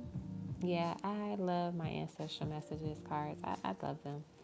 I feel like there's not enough of these type of cards out, in my opinion. Just because some people can't, translate messages from their ancestors. in certain ways. So like when you get cards with clear messages right in your face, it's helpful. All right. So up next is Deb, and then Jay will be last for the night. All right, Deb, you are up next. I don't know if you're still here or not, but I got your question, so it'll be fine.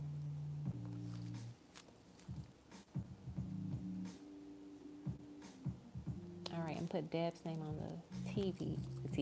the computer screen, just in case she's not here at the moment. I think I'm gonna make some pizza once I get off this live. I was gonna make it earlier, but I said I didn't want to have to get up and check it often during the live, so we'll just do it after we finish. All right, Deb. Hey, so let me pull up your question. Okay. General reading. Who's the person that was calling me from fake unknown numbers? And then I know you had put something else in the chat. What was the small surprise? That was what was it? It was a 2 free pendulum questions because I got these new pendulum boards, and they are really nice because they have like letters, so you can spell things, like you can spell people's names or get somebody's initials, or you can just spell words. They got the months, because I know it's like sometimes people will say like, oh, what month will I get my new car? And I will have to do it based on the signs on the other mat that I had. But now you have months, you have the days of the weeks. There's also the chakras on here, so people want to know what chakras they need to balance or want to do, need some attention on. They can do that with this. But yeah, I just had those out because I wanted to start using it. I mean, I'm going to use it anyway, but it was just like a nice little treat that I wanted to do. All right, your second question was, general reading. Got it. I'm so happy you loved your reading, Dimples Dior.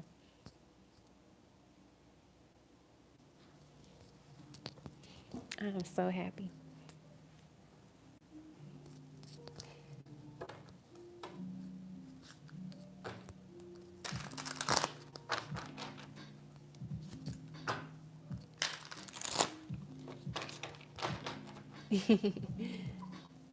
I just say literally just keep them in your stash with you, and whenever you just have like a yes or no question or something, you'll know when it's time for you to have a question. I know Nina used to do that. She was like, I don't know what question I want to do, and then she'll just like get a message from her ancestors and she figures out her question. All right, let's do a general reading for Dad.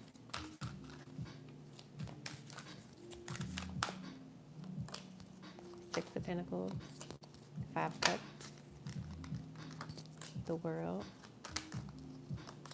the Empress, the Sun, and the Hermit. All right. First message that I'm getting here is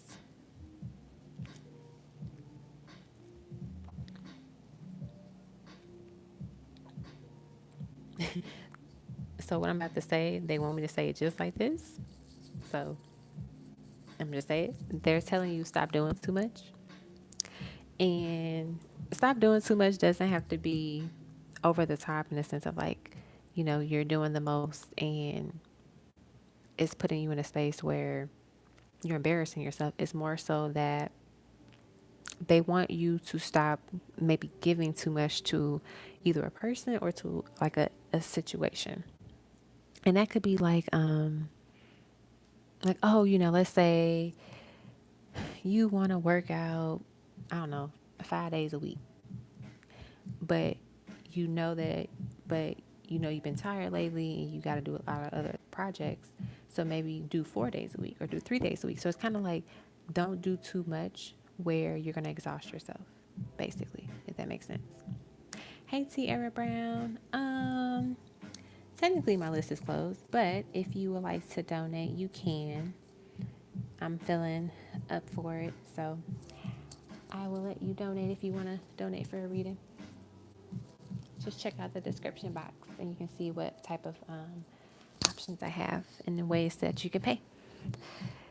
So yeah, that's the first message that I got. I'm also getting that there's this thing that you're not letting yourself really feel what your body, what your mind and your heart wants to feel. So kind of like there could be something that you're holding within yourself that needs to be released. So if you gotta cry, cry. If you gotta, ball up some paper and throw it, do that. But there's something that needs to be released. It could be anger or it could just be some type of tears. But I feel like when you release it, you're gonna feel better. If you don't, I'm getting this visual that you're going to start experiencing some type of pain in your body because it's gonna sit there. If that makes sense. It's gonna sit there. So let yourself feel it, and it doesn't have to be like, traumatic and heartbreaking. It could literally just be like, you know what, I was really upset when this person did this thing and it made me feel this way. Because sometimes we'll say like, oh, it's okay, it's fine, I'm fine, but really we're bothered by that thing. So just like, being honest about what you're feeling and what you're thinking. I'm also getting that spirit wants you to put yourself out there more, because you have the Empress here and you have the Sun. It's like, and then you also have the Hermit. I'm a Virgo, and so I definitely like to be to myself and reserve. But sometimes you just got to put yourself out there. You got to push yourself and make yourself known. But you don't have to be, abrasive about it, but more so like let the universe know like, hey, I'm here. And that can literally just be trying something different, going to a different restaurant, doing something out of your norm. And maybe you need to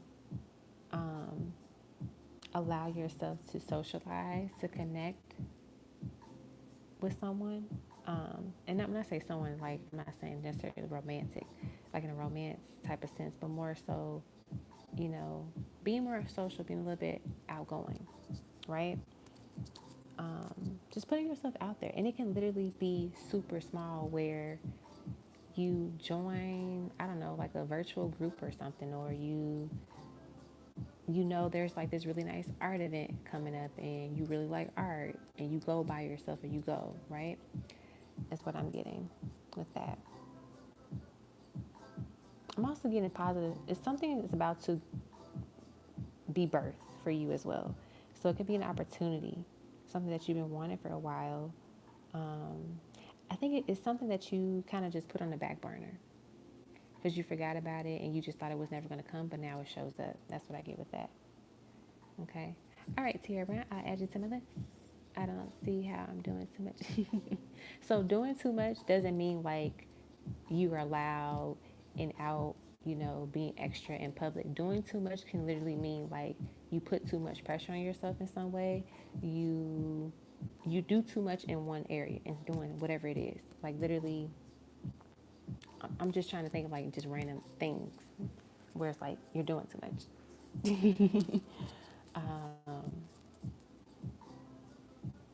Like you get stressed out about something that's not even that big of a deal.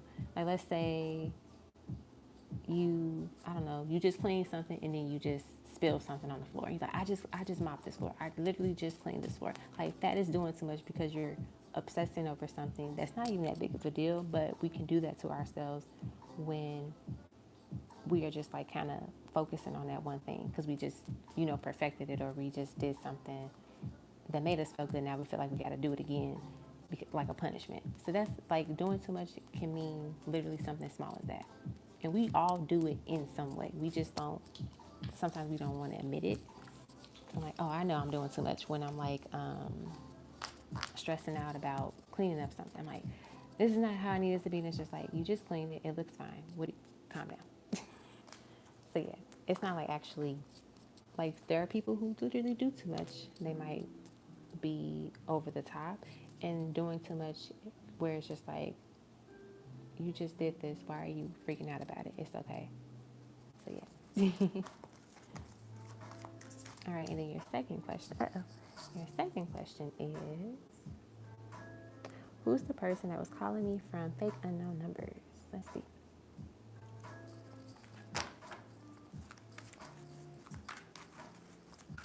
How am I doing the most? I would say like when we respond that way, when someone, like, if somebody says, like, you're doing too much, and we respond that way, we usually are doing something. Because, like, I remember, like, my friends would say that to me sometimes. I'm like, I'm not even doing nothing. Like, what are you talking about? And I'll be defensive, and I'm like, wait a minute. Like, as I started to, like, pay attention to what I do and just, like, grow as a person, I'm like, you know what? I am doing too much. Like, I'm able to say it now to myself. Like, girl, you're doing too much. And it feels better, too, when you know it. And there's times where, like, I say I'm doing too much, and I'm like, I know I'm doing too much. Like, you just start to laugh. Like, it's not a bad thing, like, necessarily. It's more so, like, it's a way to catch yourself from doing too much to where you put yourself in a space where you become exhausted, or it's just in a space you don't want to be in.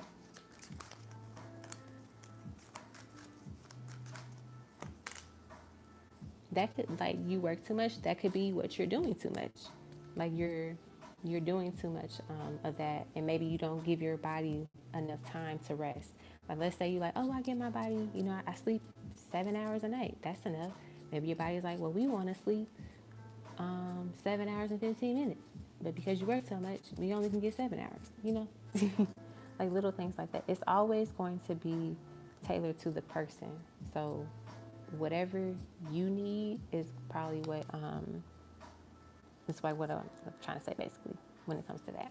Oh, you have 2 small businesses? Oh, that's cool. What are they?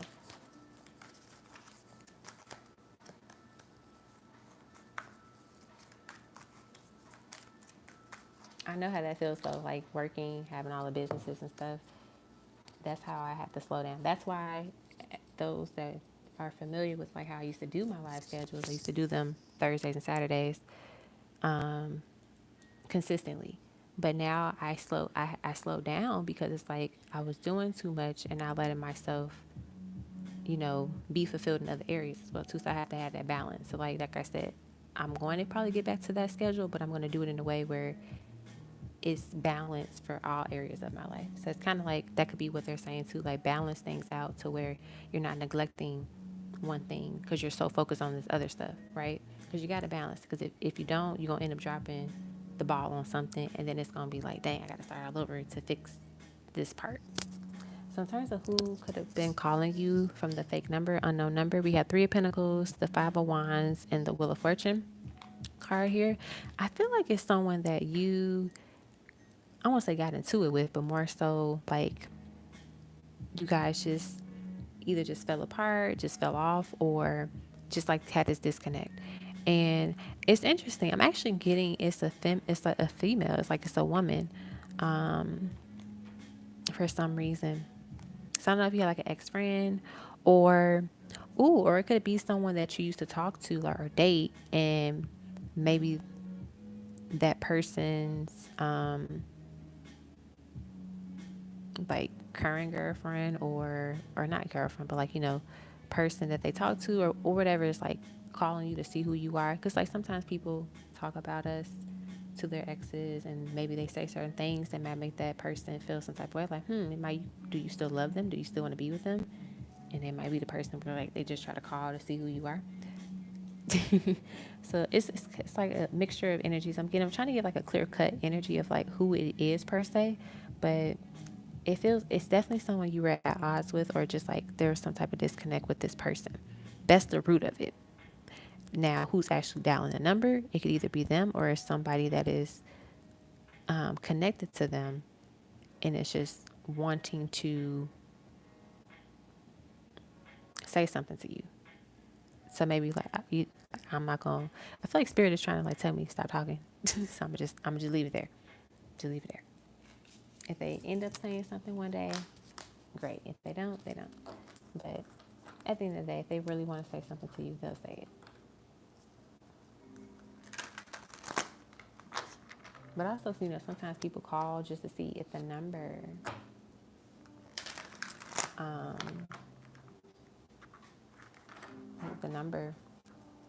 like works still. My exes, new people don't have my number. I answer and they would just be well, I'll say this. Unless you change your number, like, so the ex doesn't know your number, like, put it like this. If some people still have threads from years ago. Like I think I still have like all my text threads for the most part. I might have some I deleted, but so like if someone were to take my phone and go through my threads, like my messages, they might say, "Ooh, who is this person?" And I might have to like talk to them in like a couple of years. They can start texting them, or they can take their number and start texting them off their phone, whatever. So like that could be an option too. Like if your ex still has your information, they could go through their phone and be like, you still have this person's picture, you still have this person's thread. I'ma say something.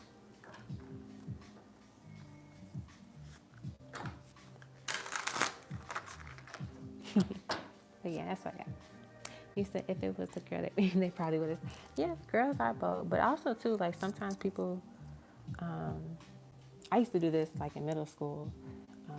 I will call the phone and I'll just like listen to that person's voice to see who answers or who picks up, if that makes sense. Yeah, I wasn't getting masculine energy of like who's calling the number. Like I'll say this, the masculine energy is not calling the number. It's tied to a masculine energy, like the root of it. Like it could be your ex new girlfriend or your ex friend that's a girl. However people want to call themselves these days, basically. Now you're gonna have some people that's gonna pop off once they call you, but you know.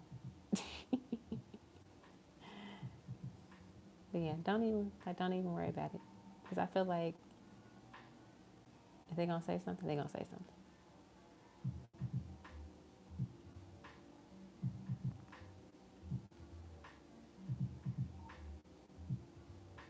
But yeah. All right, next is Jay Go Tell 'em, and I think Sierra said that they donated as well.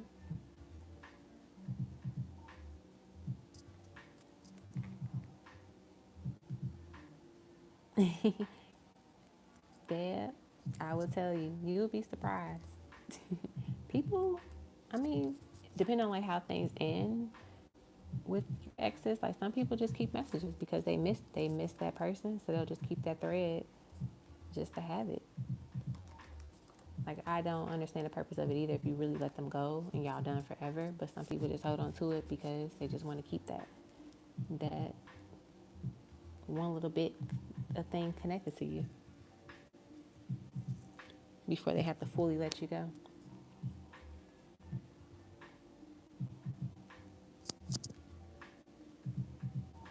All right, Sierra, love reading, please. I'm looking for positivity for my birthday month. Beauty, please, and thank you. All right, let's see what we got. Jacob, tell them. And I would say I have blocked people many of times on everything you can think of, but they will find a way to get in contact with me.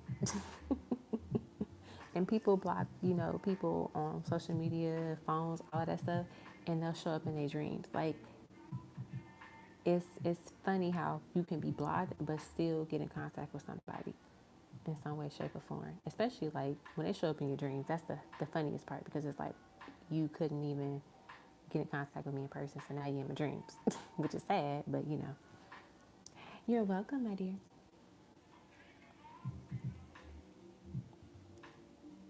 All right, let's see. Love reading for Jago. Tell him.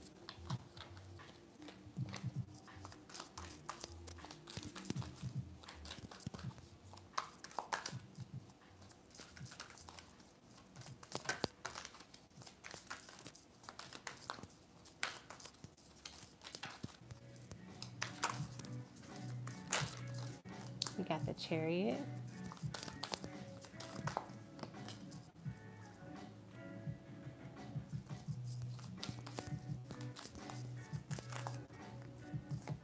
We got the ooh. Jago, tell him you got some great cards here. We got the Chariot, the Empress, the Emperor, and the Six of Cups. It looks like your love life is looking good. Your birthday month, for your birthday month, it's going to be looking really good for you. And I say that because obviously the energy is like really positive here, but I'm hearing them say what you are seeking is finally seeking you. It's finally coming to you. And but the thing is that they're telling me it's bigger than love. Like, yeah, love is coming towards you, but it's like bigger than that. It's a bigger blessing coming your way. It's like multiple blessings are coming your way, basically. And I feel that, especially, so I mentioned this earlier in my life. I don't think you were here when I was talking about it, but like August 8th is like the Lion's Gate. And that is kind of like the reset, the restart for the next 365 days, right?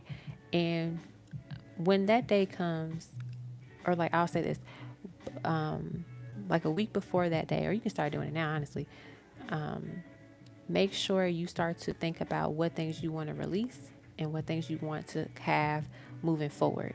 And when you do that, you are setting that intention and that focus. Like, like people make, what is it, the New Year's resolutions things, and like, oh, I'm gonna do this and I'm gonna do that. Like, doing this work that I'm mentioning now is deeper than that. It's not like, oh, I'm gonna work out once a week. Like, I mean, you can say stuff like that, but it's more so like, I'm not bringing in any more negative self-talk, in these like next 365 days. Like, but you speak it in terms of like positive, like in a positive sense. I speak highly of myself. I am reciting my affirmations, and you don't have to put a timing on it, because I know sometimes when we say, oh, I'm doing this daily, and we don't do it, we put ourselves down. But more so say like, I speak kind to myself. I speak kind words to myself. I love myself. I am in a relationship that is healthy, where my partner is great at communication. I have a strong, connection with my mother and my father. Like, things like that. When you speak it like that, it holds more value, and you, you're reminding yourself this is what you're walking towards, and this is exactly what you want to do, and that you're accepting and bringing in. And so I feel like they're telling you, like, yes, love is coming in, but even stuff that you couldn't even imagine is about to enter your life in this new phase of life, because you're deserving of it. And also, the universe is ready to birth and give you these blessings, like, these opportunities, these gifts that you've been wanting for a long time. It's kind of like, imagine yourself telling, your mom, I don't know, like May of the year, like, Mom, I want this for Christmas. And then they're literally like, you're waiting, like, okay, am I going to get it for Christmas? But then little do you know, let's say your birthday is in August, you get it for August, like you get it for your birthday. So it's kind of like when you set the intentions of like what you want, and you can put some time restrictions on certain things, but don't try to put it on every single thing, and just let the universe do its thing and let God do his thing and show up for you. So I feel like that's what they're saying. It's like, you're meeting your partner, you're meeting your future spouse, you're reconciling with those that maybe you've been wanting to reconcile with for a little bit of time. Things are moving forward in your career. Things are allowing you to be successful. You might also have like this big move that you want to make or that you want to take, but you've been nervous about, and it's like everything is going to be cleared off that path for you to actually achieve that goal. So you're saying like, yeah, I'm gonna move to New York, so I can have this new gig now, this new job now, or move to California. Like, you're going to feel comfortable making these decisions and doing it because you're protected and you're safe to do so. Okay? So that's what I got for that. I know you said love reading, but Spirit was like, you getting a lot of other stuff.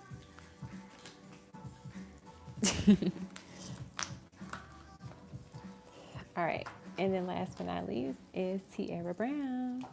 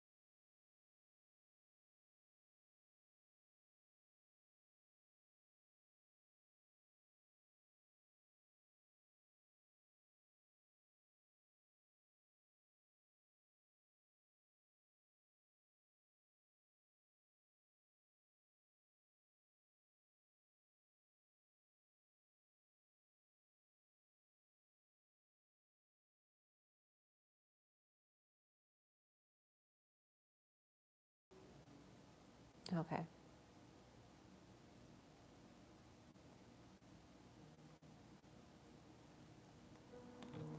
I'm Pisces. Gemini got into it and haven't spoken since last week. Is he done? Let's see. This is for Tierra. You're a Pisces. I know about this Gemini. Are y'all done?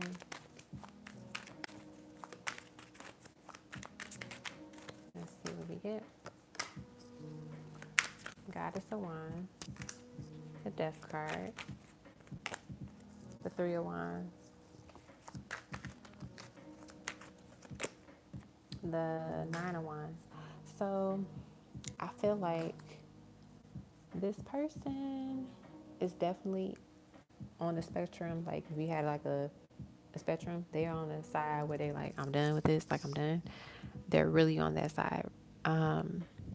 But there's like this one little bit of them that wants to just say something to you, not like in an argumentative way, but more so like just want to talk to you. But I feel like they are done. It definitely feels like it was a heat of the moment type of thing. Like a lot was built up and everything was like lashed out.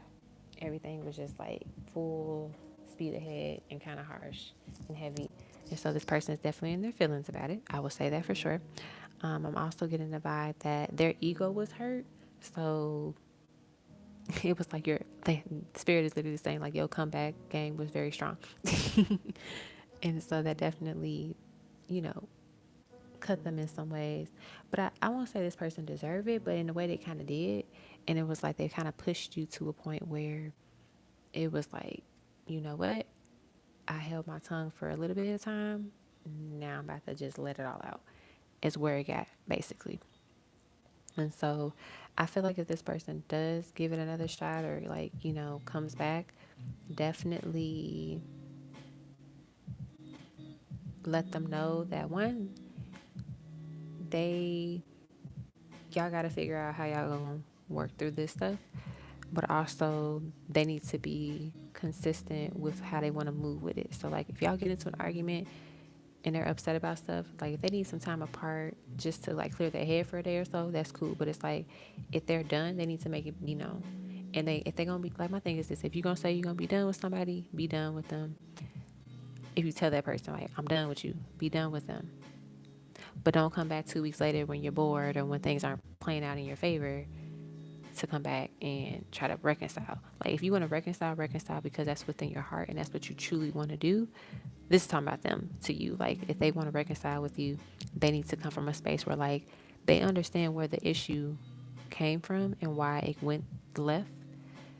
So if they don't understand it, then they gonna get left, you know? So yeah, that's what I give that energy of like, you know, I feel like, you know, for the most part they want to be done, but there's a part that's still like, it's kind of like their ego wants, there we go, their ego is done, but their higher self is like, you need to fix this and make it right. Now, if the ego wins, and we can't do anything about that. But if the higher self is like, you know, has a heavy influence on them at this time, then they might, you know, come back around, but hey, you know what? I was out of pocket for saying what I said or doing what I did, you know. And I think too, that's something that they have to understand is that nobody is perfect. It's all about be upfront of what you're working on and what you need to work on. So I have the choice to decide if I want to deal with that, if I want to be there while you're working on this stuff. Right? Because everybody's working on something, but it's nice to have that choice of like, do I want to deal with this, be a part of this right now? No? Okay, so let's just go our separate ways. So that's what I got. I think if anything for you, just like don't reach out to them. Like let them cool off, let yourself cool off. And if they reach out to you, cool. But also see what their energy is like when they reach out to you. Like, do they want to reconcile or do they just want to kind of start up the fight again? Okay. So that is what I got for the live. We finished. It was so nice to be on here and get stuff done and read for you all. I'll probably be back on live this week as well. I don't think I'm gonna be live on Thursday. I have a lot of stuff to do. that day. So we'll see. If I get on live Thursday, I just feel, you know, called to do so.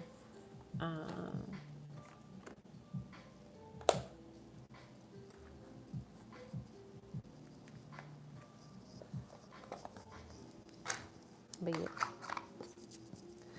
if I get on live, I'll try to do like an early notification thing for people so they can donate and stuff. But yeah, you're welcome. I'm so excited to make this pizza because I am hungry. All right, good night, everyone. Have a fabulous weekend.